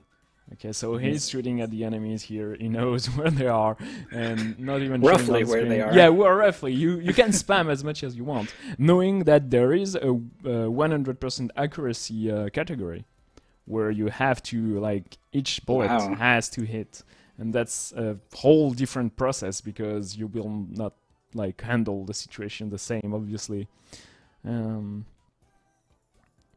And yeah, a very important jump here, and now, like, roughly, that was actually quite a condensed burst of bullets, so he knew where that was. And yeah, that's almost done for Lovely Planet, actually. It went very, very smoothly. The last levels, like couple of levels we are going to see now, are very tough. You have to know exactly where everything is. Like, the game is throwing pretty much everything at you, even if it seems like, yeah, flawless here. This is very, very hard to master. Yeah, sometimes it doesn't always come across that something that someone is doing is actually much harder than it looks. But I don't think this is one of those cases. I think it comes across exactly how hard it is to do this and just how fluid Devil Tifa is performing right now. Yep. Okay, seamless death here. He died a couple of times. A couple of deaths there. Yeah. If you're blinking, you will not see that the runner died. Okay, here the game is prompting R to reset, but you can actually barely make it. And last final level of the speedrun. Oh, careful not to die here. You have to make it in time. Oh, not okay. You can destroy some of the platforms, and you have to. That's just to prevent too much spamming from the runners, I think. And good. And we will see just the final level, just a cute outro for the game. And yeah, first place, undisputed there. He just had the lead in the entire game, I feel. Yeah, very dominant performance. Devil Tifa's PB is a 10:32. So this, like, as smooth as, like, look at the gap between Devil Tifa and some of these other players. I guess it's kind of hard to tell where the other players are in relation to Devil Tifa right now because everything is just white. About half a world, pretty much. Right. So that is a big chunk, and there is still an even bigger chunk between Devil Tifa's time and the world record. There is such a high ceiling for optimization in a game like this. Always possible to go just a little faster. Yeah, pretty much. Just shoot one less bullet, and if you're sure, you will gain that much time. Like, even if it's, I don't know, what, 3 frames between each bullet, you can, like, do that and save those frames per shot. And at the end of the game, it adds up quite a lot, actually. Like, if you are precise enough, your movement is consistent enough, if you don't die ever, like if everything goes first time, works flawlessly, then no problem. And Mollyman stuck here actually. He's trying to kill that spinner guy before he vanishes, and he barely didn't make it like 3 times in a row, and then he does it. Very nice. Yeah, was setting up that jump off that sign a couple times, and then when they finally got it, I was like, okay, good. Now they can move on, and then missed it right at the end there. Had to redo it, but on the run back, nailed it, and is off and running once again. This game is one of those where you can guess how the runner, what's his state of mind is, because here Mollyman is starting to shake a little bit. Each time he clicks on the mouse, like the camera does a little movement. I guess he's stressed out and is less precise because of that. But yeah, it's one of those tense moments where it shows this is the final, one of the final levels here. Jumping around on top of the G tree. Oh. And it does a different level selection than Tifa, I feel. Maybe I'm misremembering, but I feel like they skipped a different level. You can skip one level on World 4, and they didn't choose the same one. Maybe out of personal preferences. If you cannot beat a level, don't do that level. If you cannot beat 2 level, maybe that's a problem. Yep. Gonna have to practice. Yeah. That's the final one here, and we'll be set. Still very good performance, even if Mollyman is about like 2 minutes behind Double Tifa. Oh, here you want that last bullet to actually hit the apple for you. And he's stuck at the start. Here, yeah, enemy bullet, killing the apple. Friendly fire is very important in this game. You can have enemies killing each other.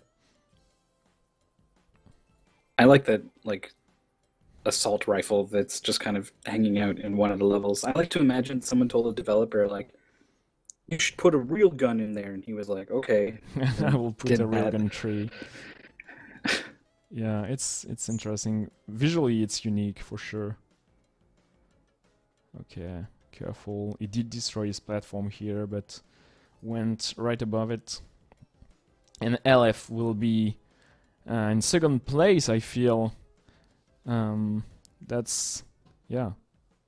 By 4 minutes, that's 40 points, I think, for, that's for it. this game. That's a lot of points. Middle length game means about 10 minutes per 10 points per minute. And yeah, Mollyman has a 38 points lead on Double Tifa right now, actually. So that's something that may be balanced right after this. Like, I don't know, will Double Tifa be back on the first place? I'm not sure, but I think so. It feels like it. I think you're right, and I think it's going to be really close between those two, and then I think we're going to see just a little gap, and then I think we're going to see a lot of more people who are very close contending for the third and fourth spots. So shaping up to be an interesting little teaser event we've put on this weekend. Yeah, so that's true. Let's not forget that this is just a friendly tournament that we set up just to be back on stream just in time for UD6 launch, which will happen on April 21st. It will be obviously streamed on Speed Gaming. Which Speed Gaming, I'm not sure yet, because we have this huge 512 contestant Link to the Past randomizer tournament starting in 2 days, actually. On Monday, I think it's on the 9th. So yeah, that's going to be exciting. So it's going to take a lot of space on Speed Gaming. So I don't know where we're going to be, but we're going to be there. So if you want to watch the entire UD, the Speed Gaming schedule is on there. Yeah, and you should just follow all the channels. Yep. And then it'll show up in your feed, and you'll know for sure wherever we are, you'll be able to find us. And if you want to check out all the other stuff that Speed Gaming has going on, you can go ahead and do that too. Got Filter struggling with this level a little bit. We saw some of the other players struggle on this level too. It's I think there's an apple that gets launched right there and kind of puts you on a clock that a lot of players were having trouble with. Yup. But yeah, we're trying to beat like Zelda randomizer tournament in contestant entries, and you can do register to the UD. There's no competition going on between them. I'm just kidding. But there are already like 200 participants for the UD6, so that's going to be interesting. I thought you said 200. Yep, we have 200 now. Well, 195 right now. So. Oh, who's going to be lucky number 200? I don't know. It could be you. Exactly, it could be anyone. If you're interested, like, just join in. You can do. I know the 200 contestants here are not going to do the 10 speedruns. It's too much for a lot of people, but you still can learn a couple of games and get hooked up, and maybe you're going to end up like learning the 10 games because it's too much fun. You can just submit one time on the leaderboard. You can just participate to one tournament, but do be sure that learning 10 games and doing them in a row is actually very, very fun. It's you don't have to be that good at one game, but you have to be very good at 10 games. So it's very different grinding, a very different mindset. So it's very interesting, and yeah, it's going to be very, very fun. And Fieltor finishes right now. Bermundo still stuck. Mox, I don't know if he's going to be able to beat this level in time because we have only 40 seconds left. And yeah, it feels like Mox is stuck here. Yeah, it's definitely struggling a little bit. Was just kind of staring, just looking at an apple there. I don't know if that's frustration or just having a bit of fun. I feel like that meant pretty much I didn't remember how this existed.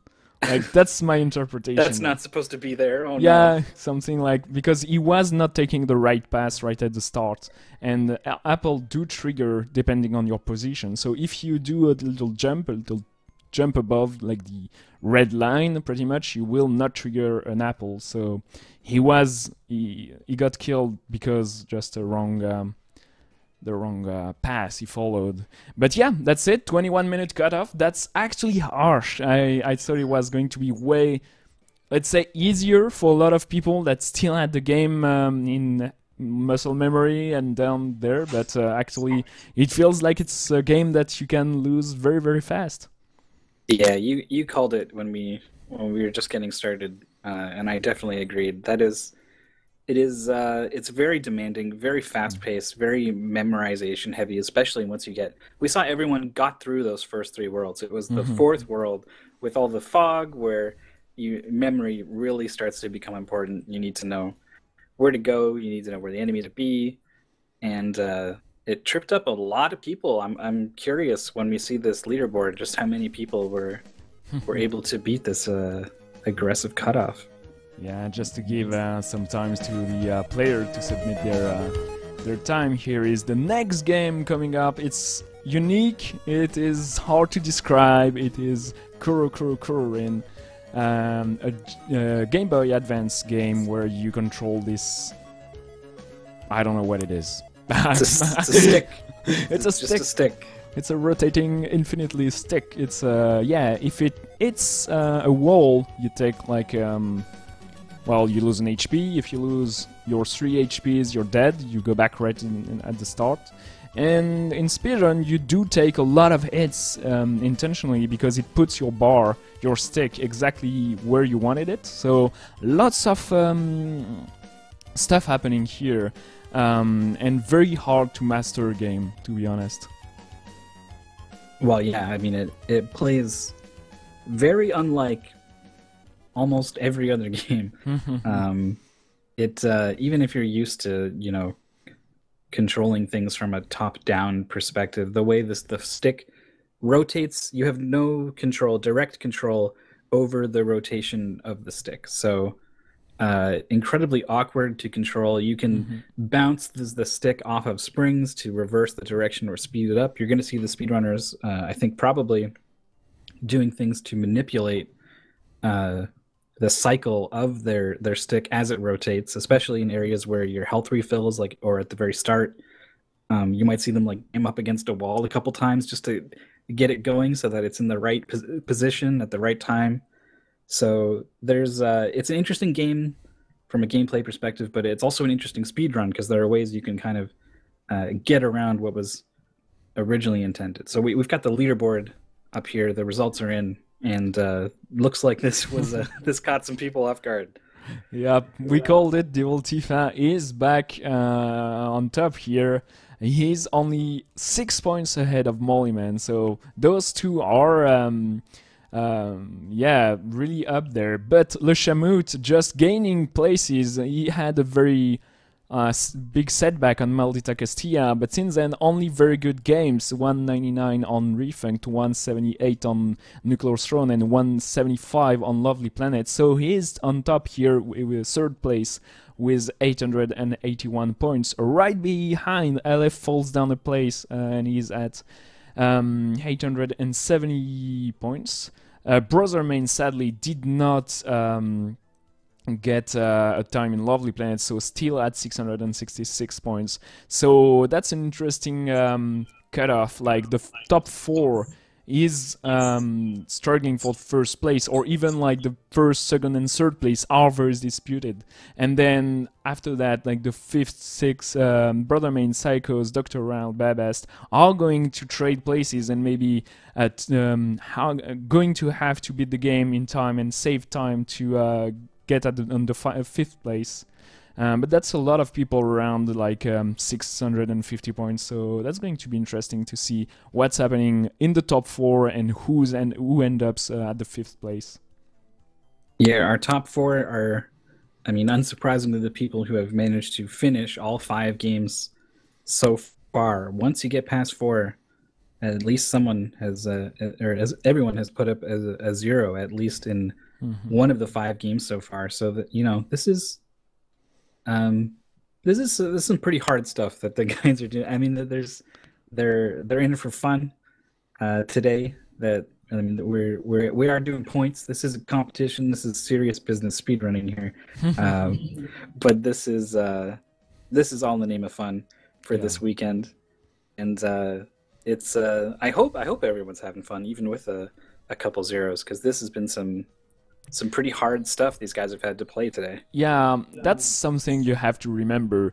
Points are not a grade. Like, it's not F. It's a 0 points, but still a good speedrun. Like, it's not something. It's something to be said, because those runners put in a lot of effort to learning those games, and sometimes you will be very good at a game and barely not making it and just ending up with 0 points. But that does not mean you're not good enough to first be in the tournament and just like running games. So it would be not a surprise for me to see like some runners actually not completing Kuru Kuru Kururin here, even from the part of Devil Tifa, Mollyman, or Le Chamout.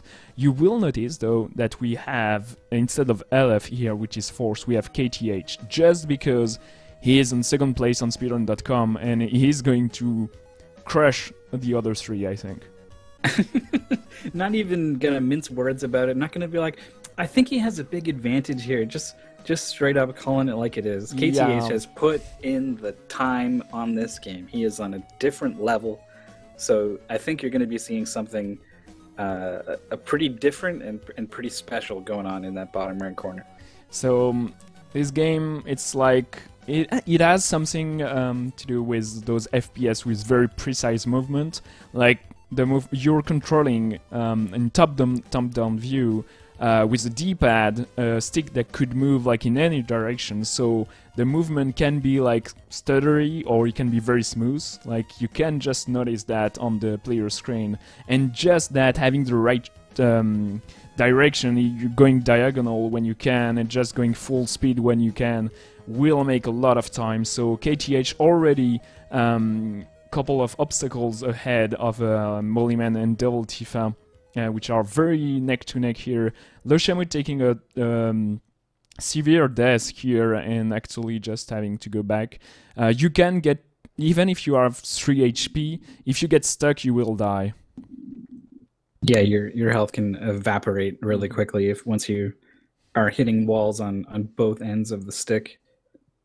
And sometimes you get jammed up a little bit, but you don't die. But you have a lot less health than you wanted in that situation, and so in times like that, you hopefully are able to adjust, know how to actually get through some of these sections without taking damage, and salvage your run through that level so that you don't get sent all the way back to the start. If you don't know the game, it might be surprising, but the hearts, they do heal you, but they are not checkpoints. If you die, you go back right at the start.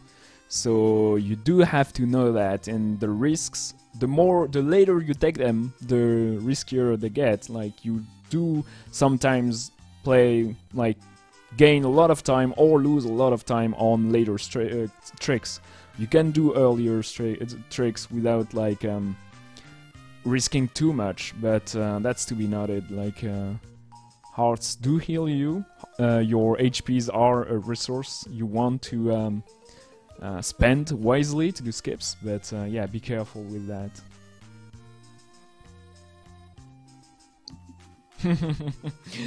And yeah, Bread Factory saying that he would throw his controller in rage if he played this game. It can be very frustrating. You have to be very precise, and to be honest, that's one of the few games on the UD I never beaten. It's way too long, it's very frustrating, you have to be super precise with your movement, and it's a lot of time and effort to actually beat the game in less than the cutoff is 24 minutes, sorry, so that's short. We'll see. Yeah, we'll see. I think this could be pretty tough for a lot of the players. We're seeing even KTH seems to not be going all out with this. I mean, I don't know the speedrun super well, but I feel like KTH is taking a lot of these turns pretty smoothly, and I'm used to, in the record run, there being a sort of don't stop for nothing mentality, and just kind of taking the hits off the walls in strategic places to make sure that the stick is in the right positions. I think KH is maybe playing for consistency here.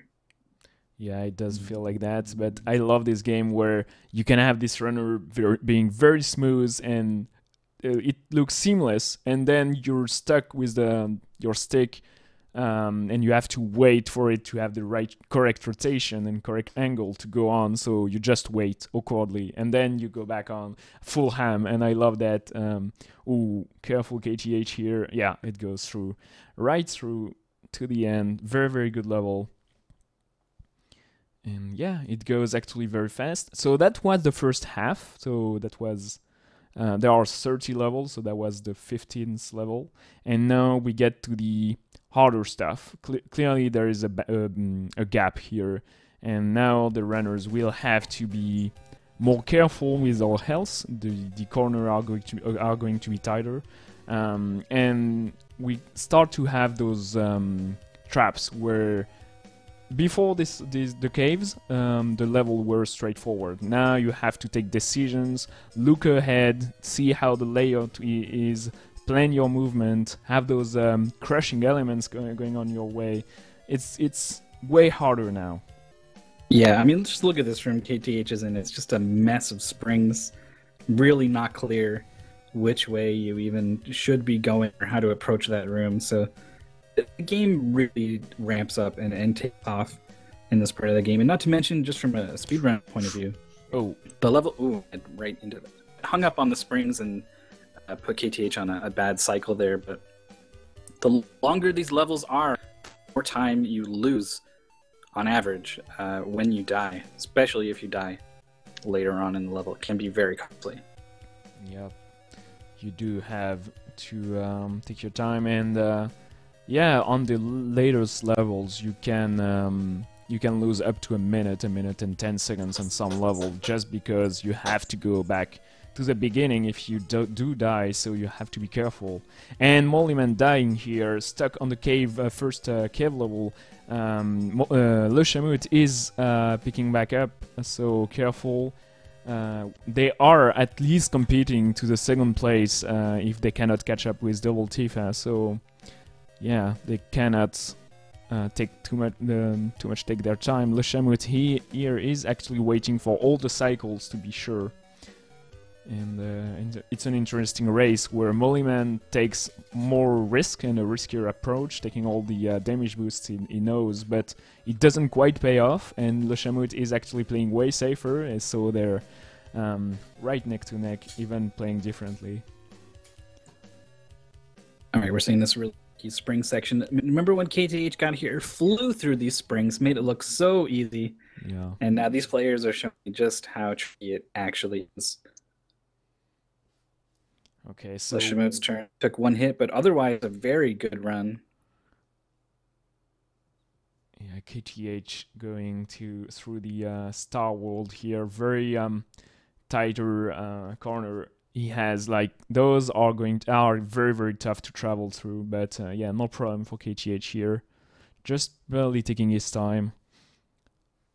Very good. There definitely is a faster route through those blocks. So KTH went for the first one and got it, and then was happy with that, and then played it safe for the rest of the level. So yeah, I definitely think there's a conscious choice by KTH here to approach these levels in a consistent manner.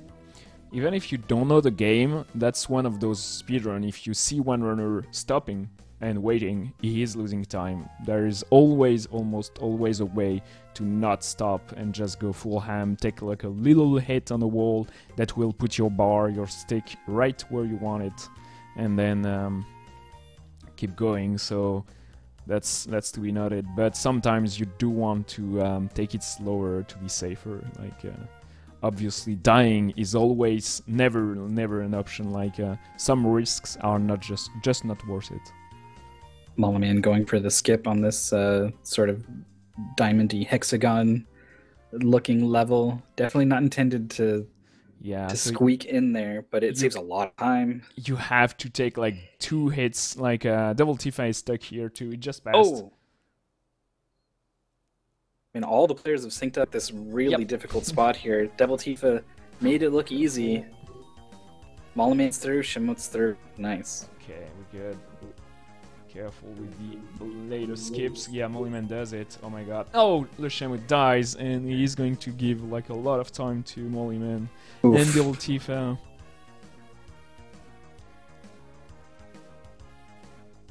And yeah, Le Chamut ends up going the long way, just because it was not doing it for him.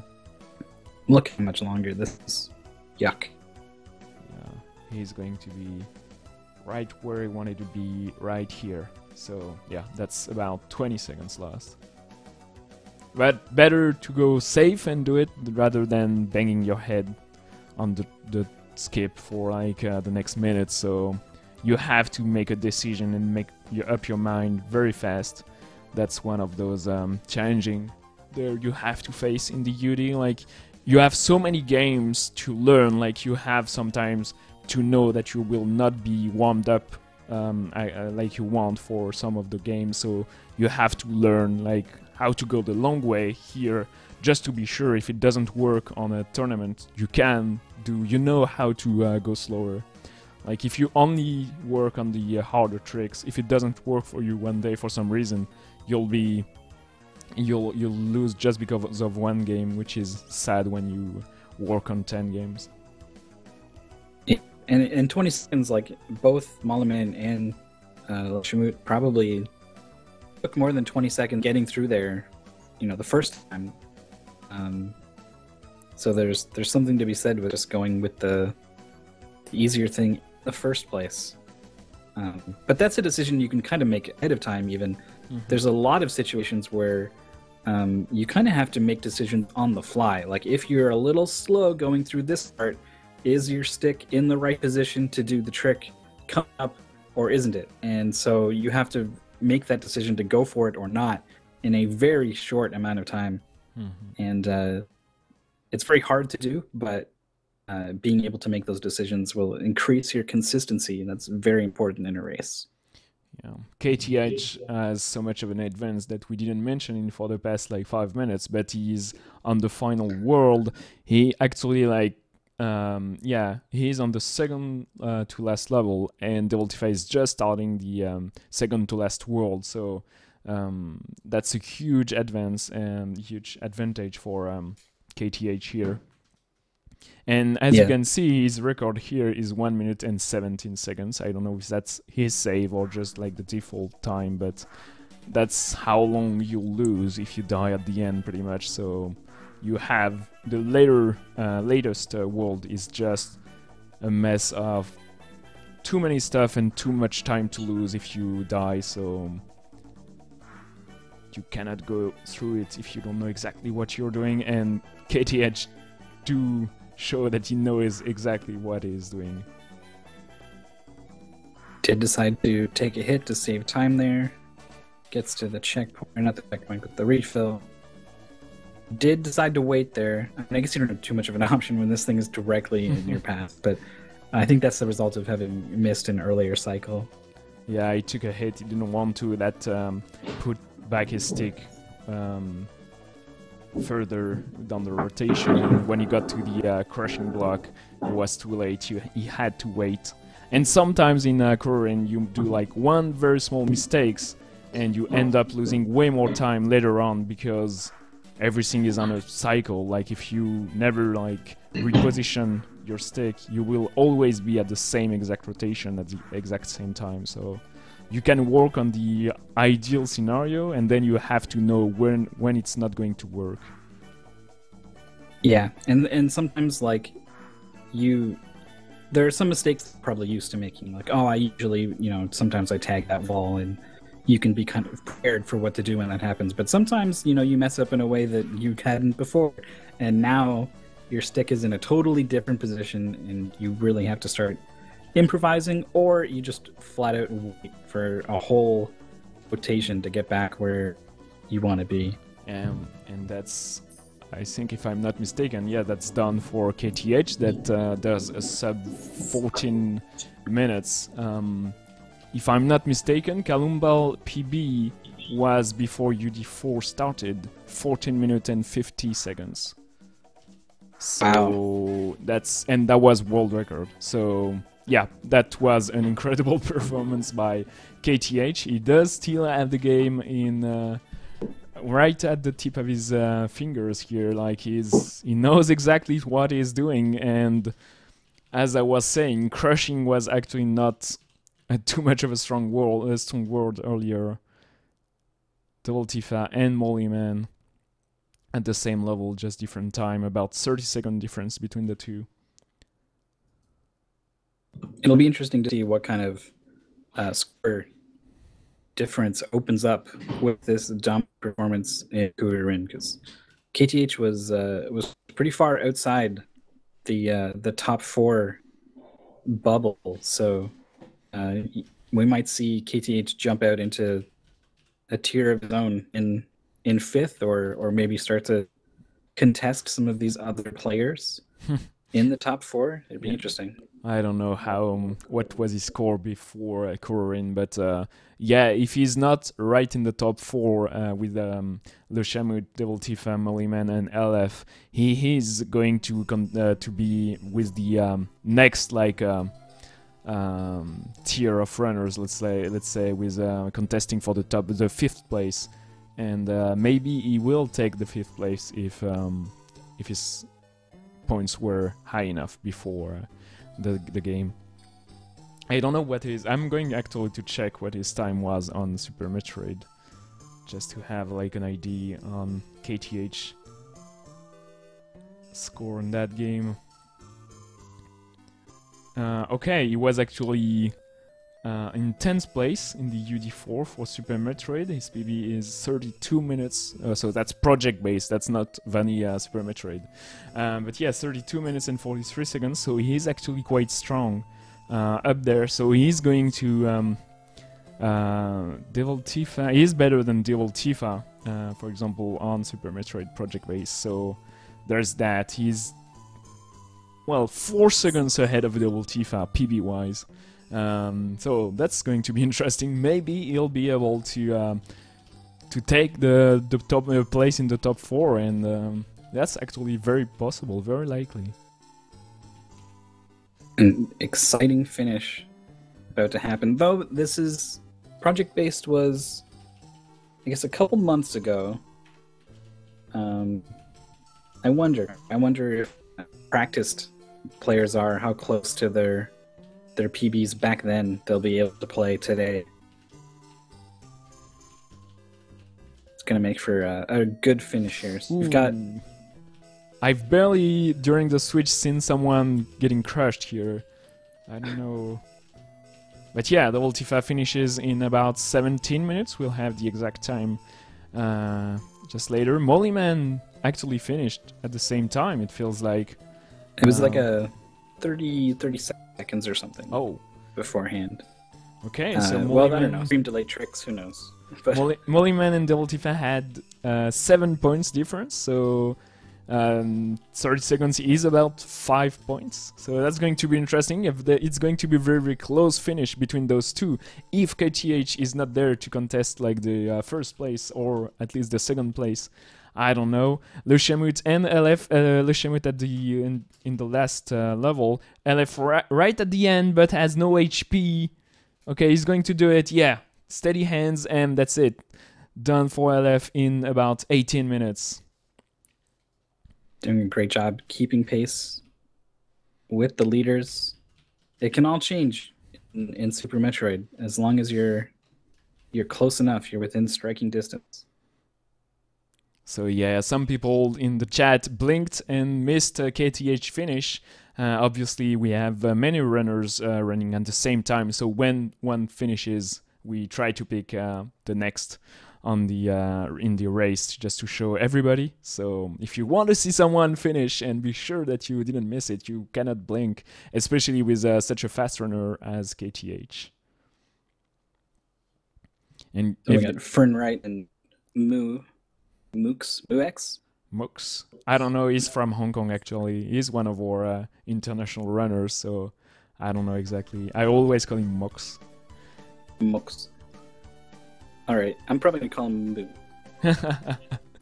But maybe, well, he's got like an X_0 in the Twitch name. Looks like a face that like got punched in one eye. Oh, so maybe it's Moo and then there's a face. Or maybe I'm reading way too much into it. But either way, right now on stream, they're with all the other players here in this. I think this is all in the last level. Yep, they're all together in the last level. Mox and Le Chamut are actually in the same place here. Le Chamut taking a little hit to reposition. Careful.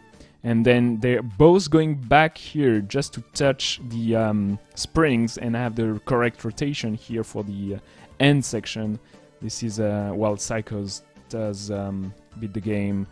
Le Chamut and Mox right at the same place. Carefully.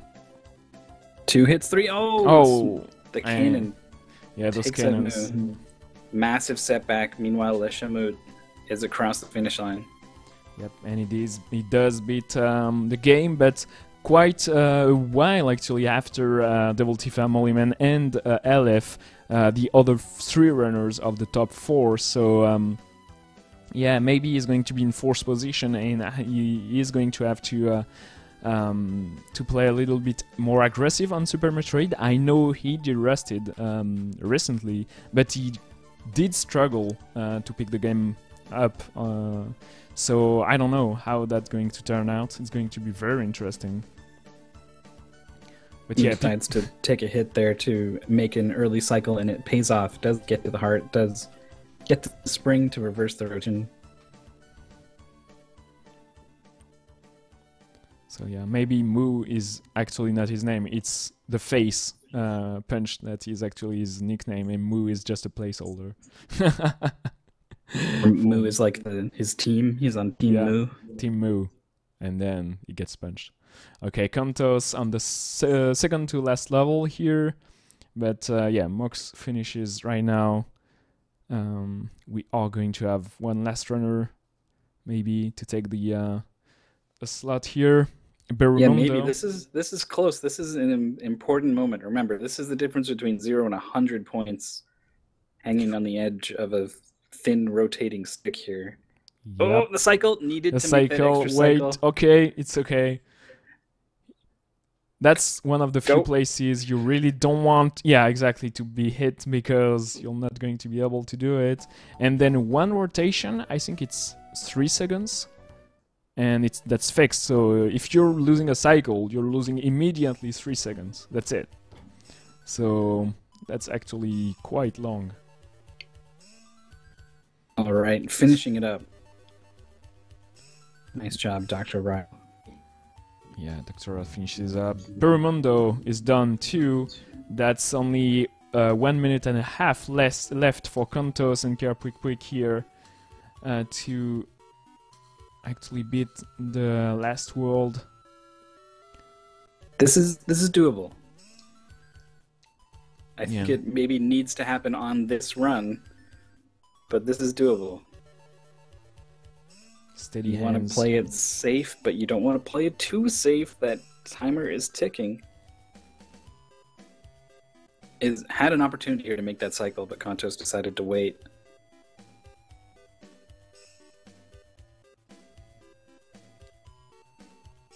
Yeah, this game is very stressful, especially where you're not especially trained. Like, once again, the runners had the game list on Wednesday. They had the game list for today's tournament, but also the next week and the week after. So maybe they will have more time to practice and get their muscle memory back online for the next week tournaments. But once again, those are just for fun, just to tease a little bit what's coming on UD6. UD6 is starting on April the 21st with the release of the first game. Right. So the plan, the overarching plan, is to reveal the games one at a time, and each week.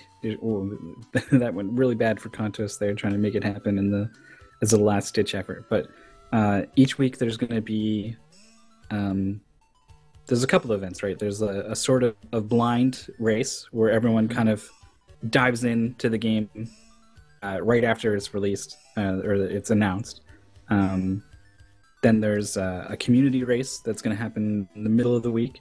Yep. And then there's an end of week tournament. And these all don't impact your final performance in the whole season. These are all just I mean, they're for fun, but they're important too, and they build up your skill, and you get a chance to get those cards, put those numbers up there. And you also get a feel for just competing in the tournament format. There's there's experience you gain just through that is important. So yeah, that's the first 10 weeks are going to be very straightforward. Get a new game, learn it, play some couple of tournaments, races on the game, just get with the community, get a good looking card, and then later on in the summer we're going to have some more intense tournaments, multi-game tournaments. So yeah, this is Super Metroid coming up right next, Project Base Hack. I'm not going to, I think on speed gaming a lot of people know Super Metroid. It's a very, very well-known game, a huge speedrun, actually very important speedrun. Metroid 2002 was very, very important website for leaderboards and speedrun in general. So yeah, that's going to be fun. Project Base is actually easier, I feel, than the vanilla version of it. Yeah, they've they tweaked just a little bit in a lot of things, but I think one of the bigger things that makes it easier to get around. I mean, they straight up, like, the health values are different and like stuff like that. Obviously, makes it easier. But things like being able to initiate a respin in the air, Samus behaves differently when she's spinning based off of when she's doing a neutral jump. Particularly when it comes to being able to wall jump. So being able to reinitiate the spin the way you can in some of the later games actually makes a big difference in your ability to move around. So there's lots of little changes that make it interesting. Yep. And no transition here, but the ranking are up, and we can see Devoltifa takes back his first place, still at 1,061 points, but only 4 points ahead of Mollyman. So those two are really competing for the first place here. It's going to be very interesting on Super Metroid. I think Devoltifa has the advantage PB wise, but who has the less rust is going to be an interesting question. Right after that, we have another duel, Aleph and Le Chamut at 1,030 points and 1,021 points, so very, very close to each other. About like 30 points to the first and second place, so that's going to be tough to get back, but who knows, anything can happen. And then Psychos took 5th place, right behind KTH, even if KTH has 2 empty games and Psychos has only 1. The lead on KTH on 3 games, like Maldita Castilla, Refunct, and Kururin were above 200 points, so that's a lot of points just for 3 games. So yeah, competing for 5th place. And then for 7th, 8th place, another duel. It's a very step-by-step, 2 steps at a time kind of leaderboard where Dr. Ryle and Babast are very close to each other, competing for the 7th place. Yeah, I like the way this is kind of shaken out here, but unfortunately, I'm seeing in chat, Mollyman is hanging out in the speed gaming chat and is maybe not going to be able to put up the same kind of fight in Super Metroid Project Based as we've been seeing in all the other games, because it looks like they didn't have time to really learn how to speedrun this one. So I don't know if they're going to go in blind or if they're just going to sit out and just watch this one or what, but it's going to be very hard to take on Devoltifa in a game you haven't learned. Yeah, sadly, it's going to be very tough. Indeed, Mollyman did only the first half of UD5, so he had a very, very good time on the first 5 game, but sadly, Super Metroid was part of the second half of the selection, so he didn't put a time on the leaderboard, so that's going to be tough. But let's put all our hopes on Le Chamut and Aleph to beat Devoltifa and take still his first place, which seems almost, yeah, just perfectly set. Yeah, but that's a big ask, but I feel that that's possible. I don't know. Let's say that the runners are trained on Project Base 7.2 and the race today is on Project Base 7.3, just for fun, pretty much. So we're going to see how it does go for the runners. One important difference is there are no eye doors anymore, so you cannot farm for missiles and HP before the boss fights. So that's going to be interesting to see. But yeah, I don't know who's the less rusty. I don't know who's going to be able to make it well enough. We got to see that with a massive head start and a convincing win, the Chamut already into the escape, looking very dominant here in the performance. I mean, I guess if you want to practice something, the escape is maybe as good a place as any to practice before the race starts, which is going to be any moment. When you were talking about the differences between the versions, and you of course went to the eye door because it makes such a big difference in a race, especially if you're really dependent on those for the refill. But I was hoping you were going to say that this is a totally different game because you can move during a shine spark. Oh yeah, my god, that's actually amazing. Such a huge difference. You can adjust your shine spark, and it doesn't matter too much in the speedrun, but it feels like it should. Yeah, I mean, you move so damn fast, and horizontal, whatever, in the direction you're shine working, that being able to wiggle up and down just a little bit barely makes a difference. But something I just really like the ability to control that, because that is no other Metroid game does that, and you feel just really powerful whenever you do a shine spark. invincible. You're going way too fast. You explode at the end and kill everything nearby. So the ability to actually be in control while you do that, I really appreciate, even if it doesn't really lead to much. Yeah, to be noted that in Project Base you can charge a Shine Spark way easier. You'll see that you don't need much of a space. Really, just only 4 tiles are enough to charge a Shine Spark. So you have a lot more of those in the speedrun. So Speed Booster is even more important, even if it's already like the better upgrade. If you want to do a speedrun of Super Metroid, you have to have the Shine Spark, obviously, and the Speed Booster in general. But in Project Base, it's just insane. The escape has gone well for Devil Tifa, Psychos, and LF. I don't know if it's a stream delay thing with Shamut, but like their escape seemed fine, but they're back 5 seconds or so here. So yeah, I feel they started the culprit. Yeah, just 5 seconds later. So obviously they're streaming and then we're restreaming. So they may be like 15 seconds ahead of what we're seeing, and yeah, just doing fine. But it doesn't even matter because Super Metroid is a long enough game, so that usually runner mistakes do take over stream delay. Unlike Refunked, where we've seen like KTH, I think, was about 20 seconds behind and actually in second place. So yeah, that's also bringing up the games. When this is a long game, it means that you need to go more seconds to get a point. Mm-hmm. So that's a horrible way of phrasing that. What I mean is you need to go a lot faster to get more points. So Devil Tifa is sitting on a lead compared to LF and Shamut. It was like about a 40-point difference, I think. Yeah, that's about it. So that is a minute and a half.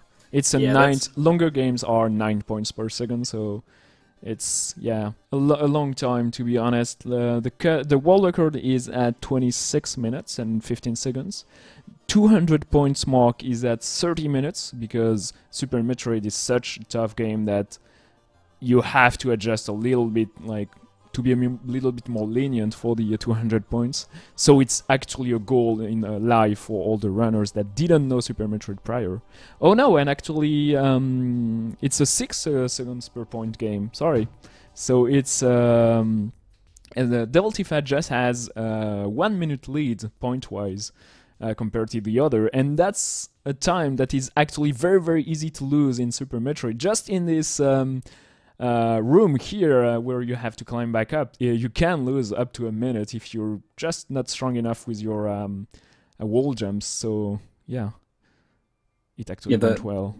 The wall jump rhythm is pretty different in Project Base compared to vanilla. So if you were playing that and switching from that to this, that could definitely throw you off. The Shamut is moving very well up the wall. Of course, misses a couple jumps the moment I open my mouth. The way these commentator curse typically work.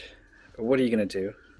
So we are not going to fight the Bomb Torizo because we can skip it with the new backflip move here.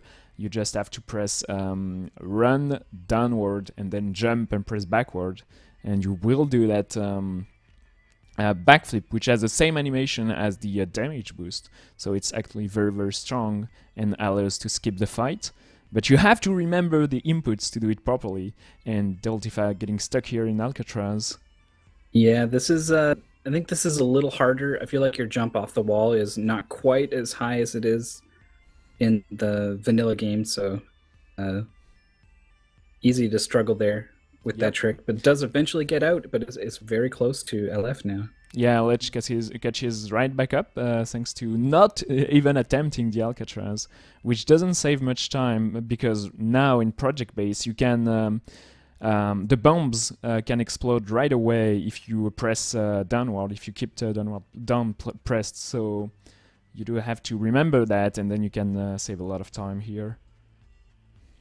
Psychos was not able to get out of the Bomb Teresa room before it closed with that nifty backflip, so he's going to have to take out the boss, but dispatched it pretty quickly there.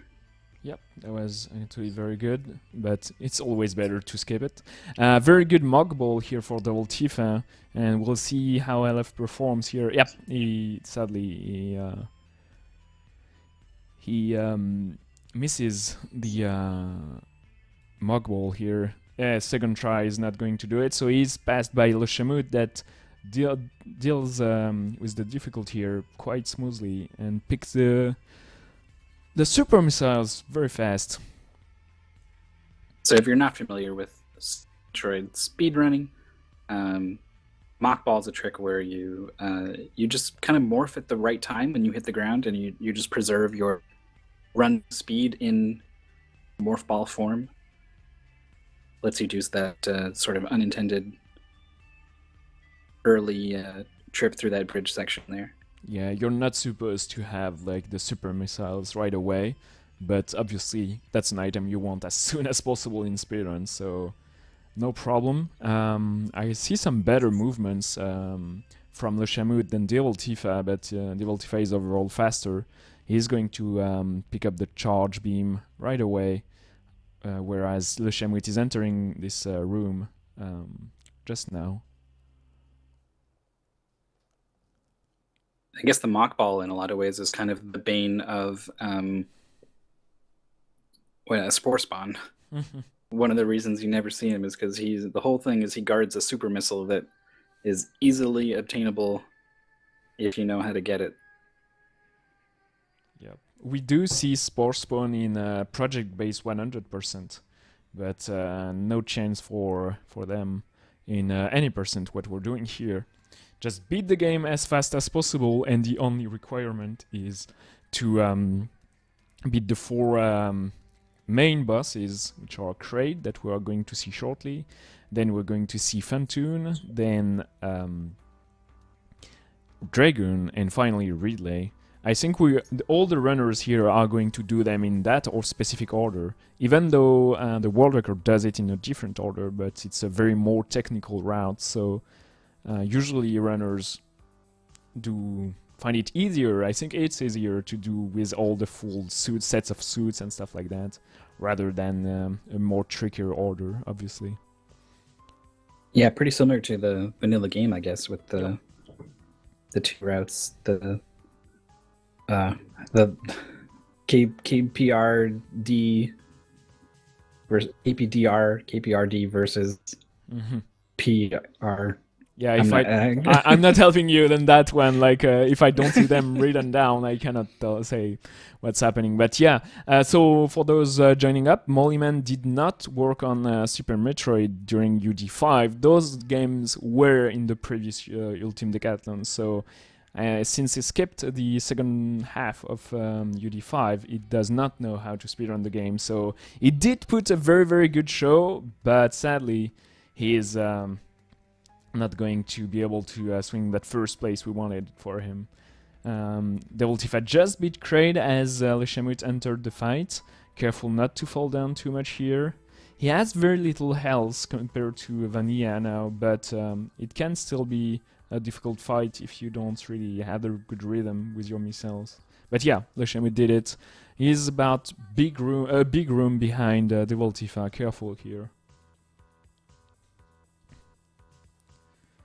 And another difference, you've got the vacuum on the charge beam to suck boss drops in very quickly.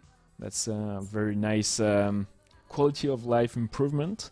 But a very important change is this back door behind the Varia suit here. You can go without backtracking directly to Norfair and pick the speed booster right away.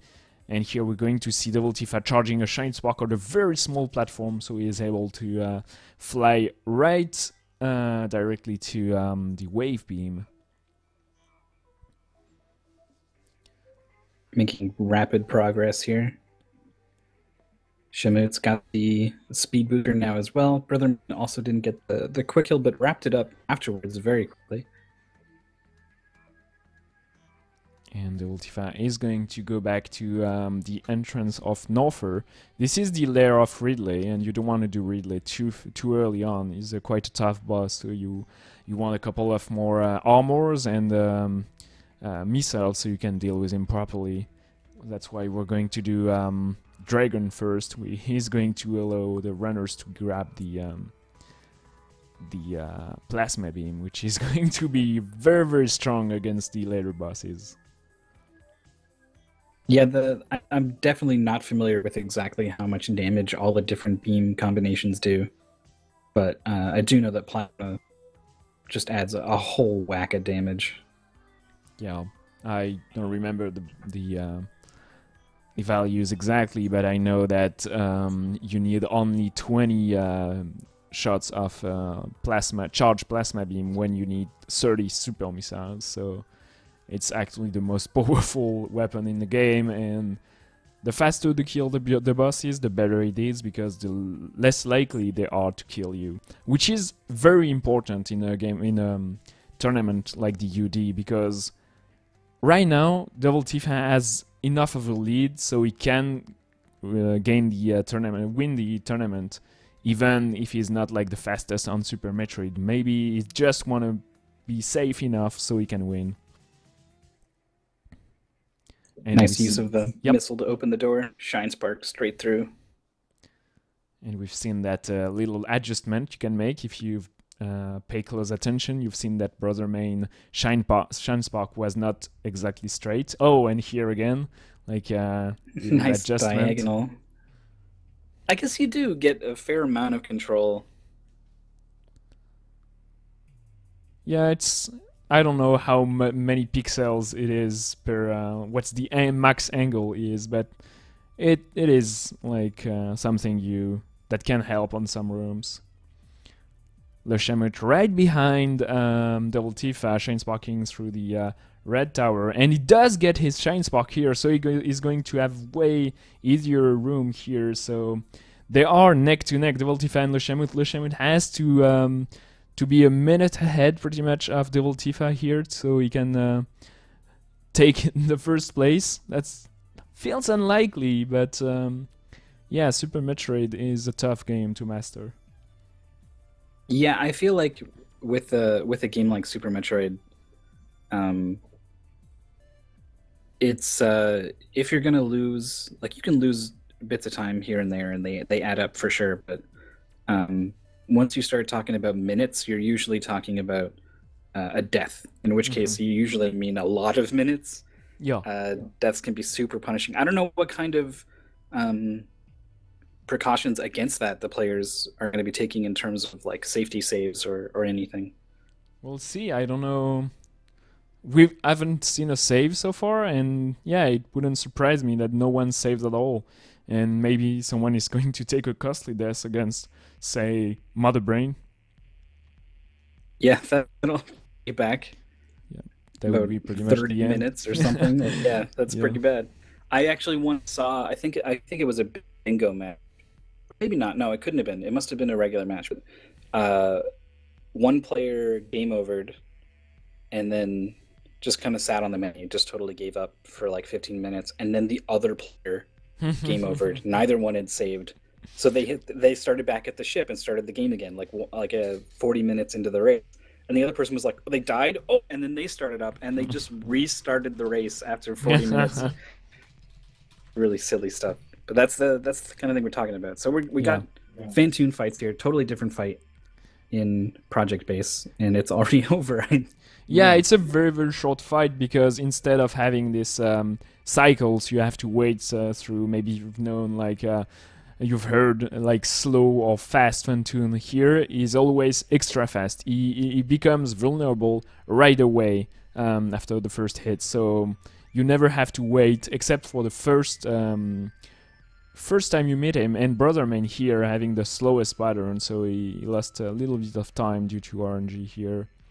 But yeah, to be noted. Also another change, you don't lose HP when you shine spark, so you're way less limit. There is like no limit, no reason not to shine spark whenever you can. It's so fast, it's so efficient. So everybody is going to Shine Spark through everything pretty much all the time. It's also so fun, just straight up. Who doesn't want to just go vroom? Look at that. Beautiful. Look at this synchronized gravity suit grabs here from Shamut and Devil Tifa. Yep. That's sweet synchronized action here. It's doing exactly the same thing.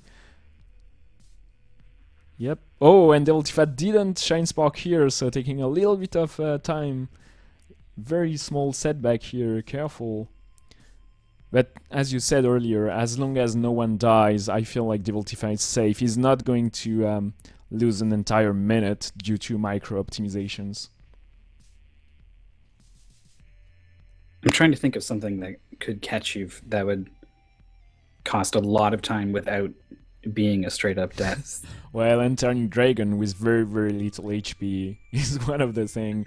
Well, if you have a save state that just lets you load right there at the start of the fight, then no, yeah, I mean, get stuck for a little bit. I mean, if one of the runners realizes he has very little HP and then goes back. Oh, right. If they were like counting on an eye door and then like, oh no, that's not there. Uh-oh. Exactly. Obviously, you want to have your HP like right where you want it all the time. Le Shamut and Devil Tifa making about the same mistake here, so exactly in the same room at the same time. Yeah, for those interested in the ultimate. Oh, and Devil Tifa is taking a safety save, so here we go. That's the first one we've seen. So now, if he dies in Dragon and Le Shamut dies too, Devil Tifa will likely win the race. So I didn't realize, but Devil Tifa is very safe usually during tournaments, and that's one of his strengths. But he is going to do an interesting trick here. He's going to enter Dragon from the space jump door, actually. And now Brother Main is right there with him. Yep. So there's something going on here with the camera and to set this up, right? Yeah, so it's exactly like the trick to enter in Super Metroid 100% when you try to pick up the super missiles guarded by Spore Spawn without killing Spore Spawn. So you have to destroy the block on the bottom left of the screen, like out of the screen. But to do that, you have to scroll the screen as you do as the screen does travel. So here we go. He shoots his missile and does a Shine Spark right at the same time. But there is an extra step before that. You have to get the camera in the right position. So instead of scrolling from right to left, you have to scroll the screen from left to right. So they do this weird dance where they charge the spark, then go back to the left, then right, then shoot a missile, then Shine Spark at the same time. So it's a lot of inputs to put at here, and it saves very little time. So that's why Le Shamut is now way ahead with Dragon dead here. He has though to pick up the space jump, but that's pretty much it. So he wasted about two door transitions and maybe 5 to 6 seconds in walking, but that's it. So he is well ahead now. Yeah, we were talking about what could happen here to give Le Shamut the minute they need, and just like that, some troubles with a kind of finicky trick here has given, I don't know if that's a minute, maybe it's more like 30-45 seconds, but that's pretty close. We're looking at a pretty close finish here developing. Yep. So that's interesting because Devil Tifa did save, and then they chose to do the harder trick, where Le Shamut they chose to not save but do the safer trick. So that's interesting where you think the risk come from. Devil Tifa, they may think that it comes from dying, and Le Shamut thinks, hey, maybe I'd rather not try the harder tricks and save time, a bit of time everywhere. So different way to approach the race. Shamut's going to be the first one to the plasma beam. big damage upgrade. We got our space jump now, so our movement options way up. Yep, the Shine Spark is going to be put in good use to go to Lower Norther, where our last boss is, before the true last boss. So many bosses in Super Metroid, and we see so few of them. We don't get to see Botwoon, we don't get to see... I guess that's only Botwoon that we see in regular old vanilla Super Metroid.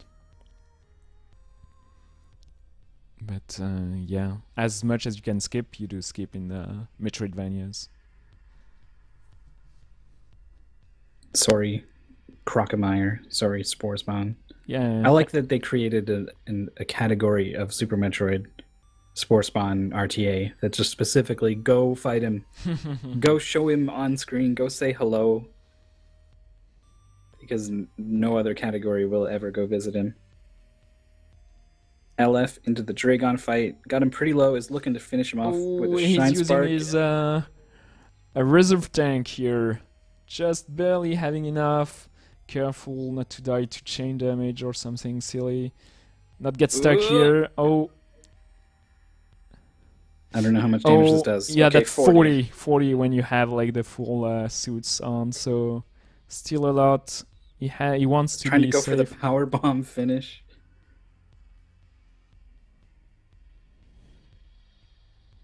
He's using the power bomb to clean up the goo. Oh no! Don't get hit here. Oh no! You have to that's gonna be it. No.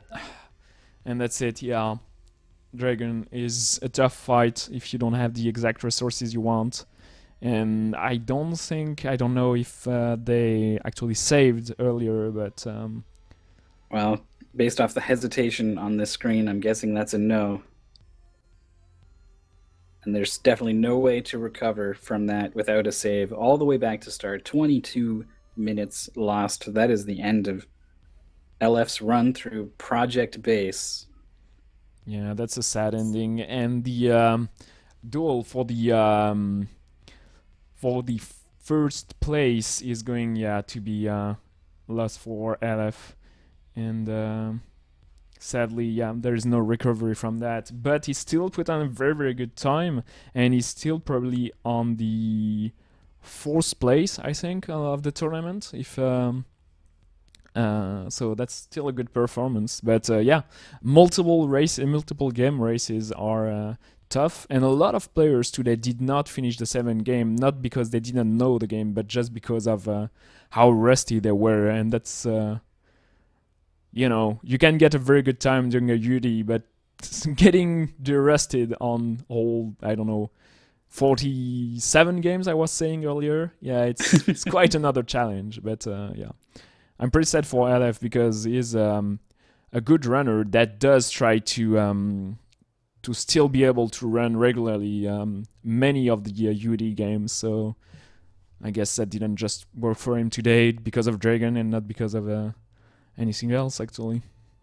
Yeah, today's event was pretty much suited for exactly that.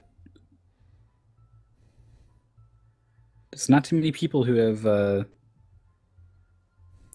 been with the UD, you know, since the beginning, all through all 5. You were telling me Double Tifa has never missed a tournament? Yep. Yeah, that's it. Maybe one, I think, but I think he joined all of them, and he was at all the grand finals all the time. So yeah, he did pretty much as good as anyone would want to do.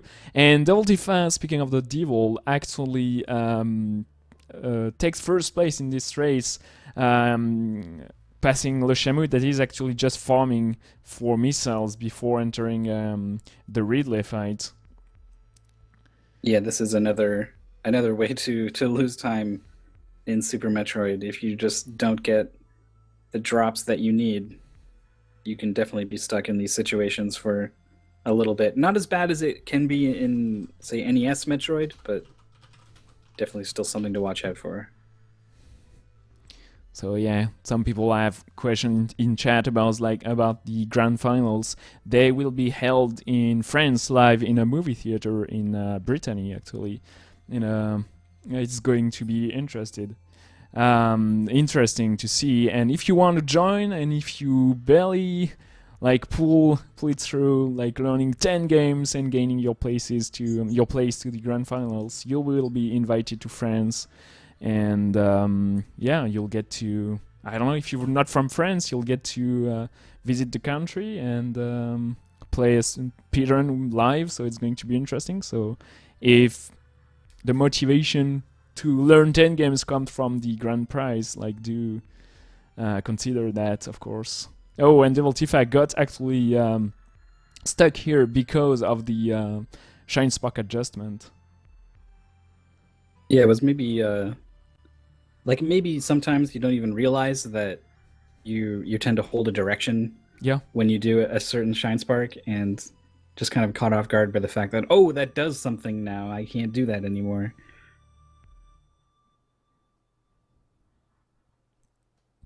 Anyway, Devil Tifa, a little bit behind Brother Main, a little bit ahead of Lushamut.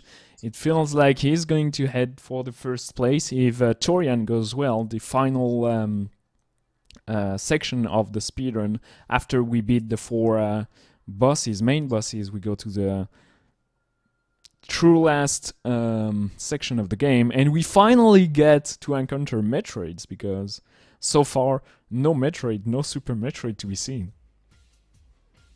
Yeah, that's right. Not even... I never really thought about it. In Metroid, you have the Metroids, and then in Super Metroid, there actually is a Super Metroid waiting for you. It's 4 times as big as all the other Metroids. Think about that. Huh? Yeah, that's so smart of Geoforce. So many insights there. But and Brother Main, it feels like he's going to be the first to up. He did Shine Spark a bit too early here. Too bad. But yeah, he's going to be the first to get to Torian here. We have to wait for the golden statue to slowly destroy from itself. I don't know why when you kill a boss it doesn't actually directly evaporates based on that, but now you have to witness the slow destruction of each boss's golden statue. And he is just waiting.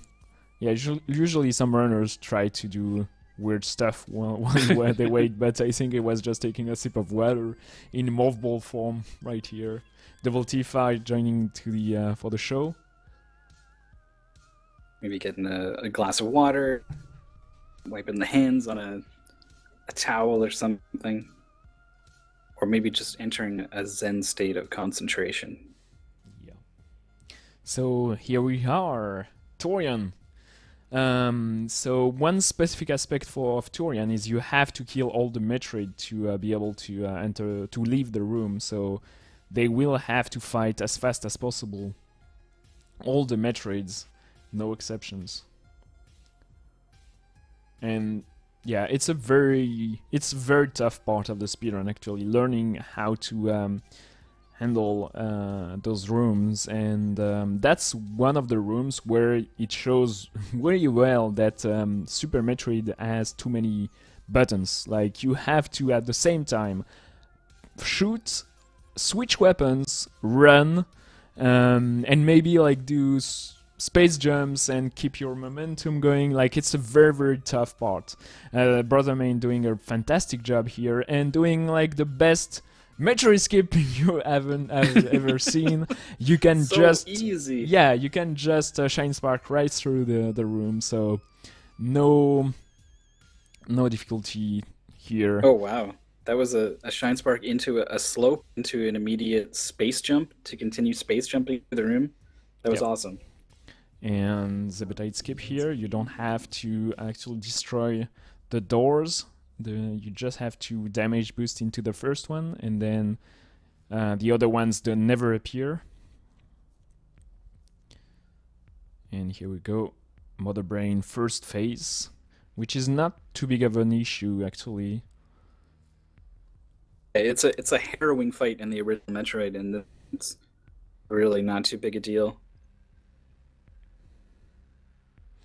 But yeah, it's not done yet. We have second phase where a Mother Brain is shooting various attacks, and you have to hit her right in the them. I don't know what that is, to be honest, but hit them right in the face with charge plasma beams, which are very effective. Yeah, you want to definitely watch out. Well, I don't know what the damage values are like in this one, especially with regards to the rainbow beam. Sometimes if you don't have enough health, it'll just kill you. So there's a minimum requirement of a certain number of E-tanks here.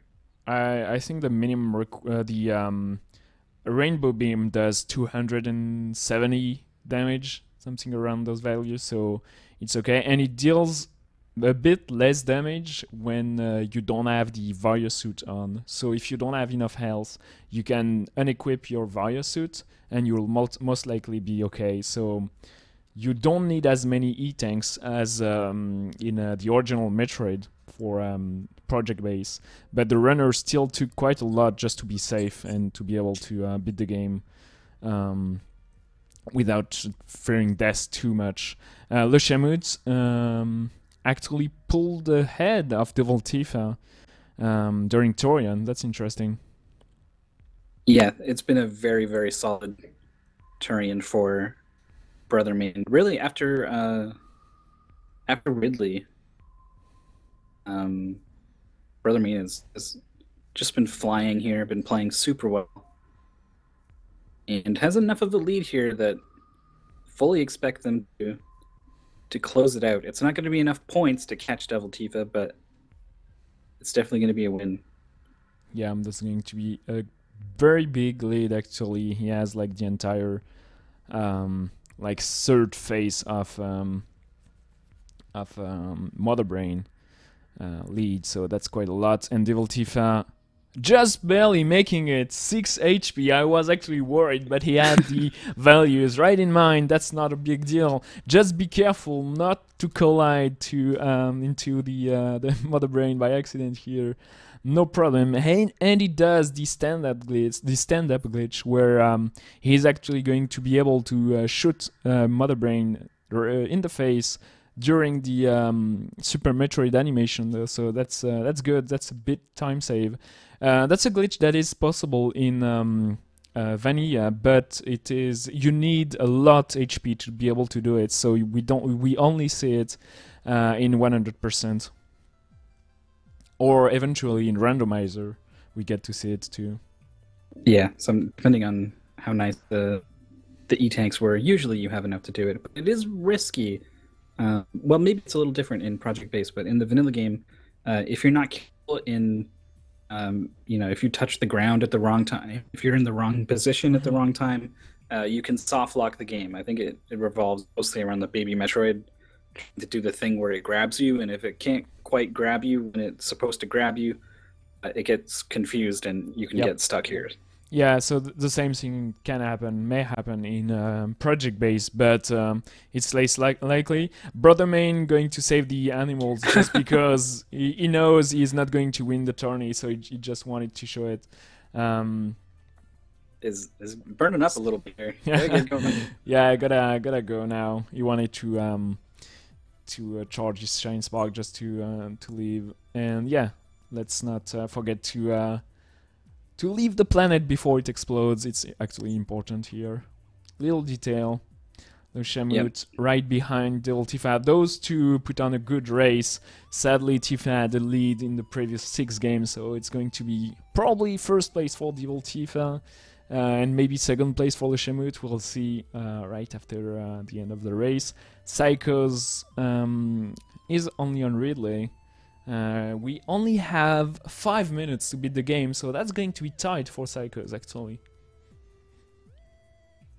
Yeah, I don't know. That might be possible. It takes something pretty awesome from Psychos to make that happen. I don't know. We might see like a like a party with the animals for like 2 minutes, and then maybe that's enough for for Lishamut. But other than that, I think that's going to be all she wrote. Yeah. There's our in-game clear time of 25 minutes for Brother Main. Yeah, that's a good time.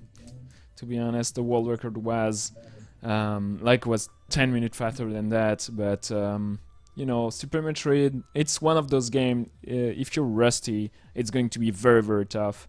Way harder, I feel, like some of the some other games we showed today, but let's remember that Lovely Planet, Kururin, even Maldita Castilla and DuckTales, if you're a bit rusty, it's tough to beat fast. Like, it's very, very hard, so... And apparently it's a PB for the Shamut. Nice. So, yeah. Some stuff can happen live. And if you do PB live, you'll have a sweet... synced up bars on your player card on the UD6. Like, you'll have the same amount of points, same time, both for the PB performance and the live performance. That's going to be something some players will want, I feel. Just have to have the best looking card, just having to PB live just to do that. I feel it's going to be interesting, just to see how important it gets for some runners. Yeah, I definitely. I mean, you guys, maybe you can't really visualize what Twin is talking about, but when you register for UD6, they put together a player card that sort of shows progress through all 10 games, how you've done live events as well for all 10 games, and you can earn stars. There's talk of I don't want to spoil anything, but you were talking about like getting achievements going on there, little badges for things you've managed. So like kitting out that card it feels good, man. Just like it looks so cool. I think that's Twin typing it up in chat. Oops. To put the link. Or no, he's typing. Yeah, no, he's I'm just answering in chat. Yeah. But it is really cool. We'll definitely make sure that we can show those off for next week. Yeah, we'll prepare. That's why we're doing pre-show and teasers, so we also can like prepare a lot of the stuff, just adjust ourselves. So it's going to be a long event and a lot of tournaments to commentate, so we'll be able to improve and be able to show everything we want to show you guys during each tournament. So yeah, as we see, Psychos barely, sadly, not even having the time to see Mother Brain, I feel. He's going to soon being able to enter Troyan, but that's going to be it, I feel. So yeah, if you like what you see, once again, you can totally join us. The registration for the UD6 are open and will stay open during the entire season. So if you feel like you missed an opportunity because you really like the games and you want to register, like say 4 weeks into the event, no problem. Like you are able to register, and you will just have a little time setback, but that's it. You still have plenty of time to learn the games, and so it's free. It's often open to anyone. If you want to do 10 games, you're more than welcome to, but if you want just to join in for fun and to do maybe just cherry pick what you like the most, it's okay also. And yeah, if you were interested in playing live and you didn't have the chance to play live at GDQ, well, maybe you'll be able to play live 10 games in a row in France for the grand finals. Those are very different events, but some people really do enjoy the live aspect to it. Yeah, I don't speak French, but I was watching some of it anyway, and I mean, I guess I speak a little French. So when someone fell down and you went "oh la la," I was like, "Oh, hi, I get what he means there." But yeah. It looked like a lot of fun, is what I'm getting at.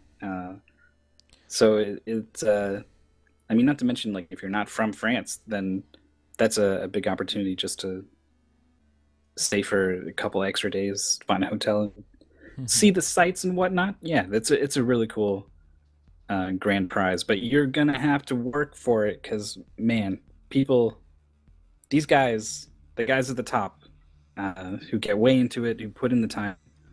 It is super impressive to watch, and I can't wait to see more of it going forward. Yeah, and one very important aspect to the UD that we do get attached to the runners. We get to know them. Like we will see, I guess, Divoltifa and Mollyman and Le Chamut play during the UD6, and we'll build up a new story without that progress. And even our commentary do evolve when on the start of the event, like some tricks are very hard to master, and then they get easier and easier for the runners as they train, and so even our commentary will evolve with those guys. So yeah, that's a good thing to be part of. It's very interesting, I feel, to be on the commentary side, because obviously we don't have to put as much effort speedrun wise, even if I do try to speedrun and put a good time on the leaderboard just as a motivation value for the runners that want to beat me, but just at the first step, let's say. But yeah, you will not have the games today, I'm sorry. You will have to wait for April 21st, the official launch of the season. But yeah, do register right now if you want to. You can join the Discord. We have like a French general channel and an English general channel, so we will try to respect that. The community is very French, but people are very friendly. We try to help everybody to be set up and to learn the game with us. The tool we use are very easy. The leaderboards, just like it's enter time, copy a video, and that's it. Like it's nothing complicated, I feel. So yeah, just do try out if you want to join and learn 10 speedruns. And if you are a new speedrunner, like aspiring to speedrunner, you can just come and learn, and maybe you'll find yourself enjoying it way more than you expected. So that's to be noted. As I was saying, Divoltifa before the UD started, he was not a speedrunner at all. And Brother Main that we saw today was a Super Metroid speedrunner, so very different profiles, and playing together all the same. Yeah, it's great to watch. I want to see this leaderboard, how it all turned out. I mean, I guess we have an idea. We're pretty sure Divoltifa is going to be on top, but there's a couple question marks still that I'm curious about. Yeah, who pulled the second place? How did Mollyman and LF ended up at? Because LF died on Dragon, so that's a setback, and Mollyman did not know the game, so that's another surprise. KTH, Brother Main, where did that ended up to at? Because like KTH had some very good strong games, but they both skipped some, so it's going to be interesting to see. We're just waiting for the runners to submit all their time, so we have the exact leaderboard, and we're going to see that right now, actually. And here we go. Some surprises, actually. I'll let you go commentate that the final leaderboard. We got first place, Divoltifa, like we thought, with a fantastic performance in Super Metroid Project Base. Brother Main put up the top time, we saw, but well, look at the close finish between KTH, Divoltifa, and Le Chamut in Project Base there. That is fantastic. 44, 45, 46. Le Chamut just behind Divoltifa in Super Metroid, and was 40 points back on, and you know, mostly just dropping. I guess Nuclear Throne got Le Chamut just a little bit there, was enough to take them down a peg. But then we start to see sort of like a gap open up, because Mollyman, of course, sadly didn't have time to learn Project Base for the event. Still took third, despite completely sitting out one of the games. Fantastic. And LF as well, right there in the top 4 with that unfortunate death in the very punishing Super Metroid. Fans of speed gaming will be unfortunately familiar with the pain of seeing Samus curled up and then arches back and the armor flies off, and the pain of a death in Super Metroid. Super punishing game. It is. Even if you say like you are going to take like a couple of minutes setback, and as you were saying, like Divoltifa got 35-30 in Super Metroid. Le Chamoud got 35-33, and KTH got 35-23. So very, very close finish from the runners. Those are their own splits, so those are exact to, well, their human ability to split correctly, but that's pretty close to accurate. And yeah, we can see that actually very few runners made it through Super Metroid. We got like in 23rd position, Lil Mai actually did a bit Super Metroid in 37 minutes, but lots of runners did not manage to get all the 7 games ready in time. Next week we're going to have more games, so that's going to be well, less games and more time to prepare, so that's going to be very interesting to follow. We're going to have Castlevania, that's the NES classic, Super Monkey Ball 2, that's the Kalumbal mandatory entry on the tournament. Then we're going to have Nitronic Rush, a small indie free game that's going to be very interesting, very dense too. And we'll finish with Spelunky, that's the roguelike mandatory element like randomness into our tournaments. So that's going to be a very interesting, a very different speedrun, to be honest. Tournament, I mean, and yeah, some very different speedruns too. So that's going to be next week for the second teaser of the UD6. Right, we should reiterate that what we're doing today is just an introduction, a taste of what UD6 is all about. This is what we saw today is closer to a lot of the later season tournaments are going to look like. But for a long time, like a couple months leading up to those events, we're going to be revealing a game, and we're going to do a couple different events for each game. We're going to do a blind race where everyone just jumps in. I don't know what this is. Let's play it and see how we do. After people have had some more time to play around with it, we're going to do a big community race, and then we're going to do a tournament every Saturday for a couple weeks going on. And so those are all not going to affect your official ranking on the leaderboard. But once all 10 games are out is when things start getting pretty interesting. The people who are really committed will strap in for the long haul as we start getting into the multi-game tournament events.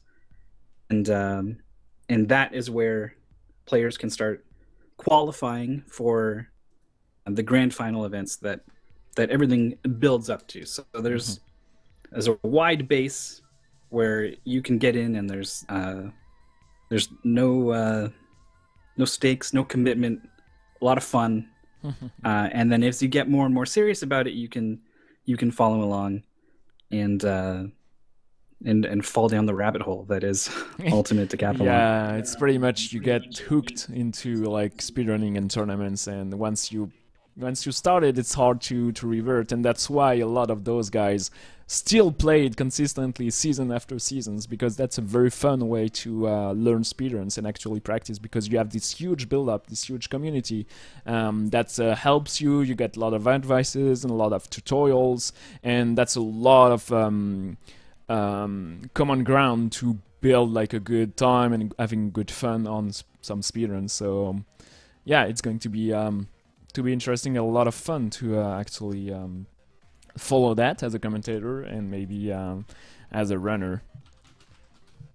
If you want to join us. No promises. Yeah, we'll see. For us, we'll see. I will try to stream it, but usually I get burned out because I work a lot on side stuff and then administration for the UD. But I'm really excited for the games.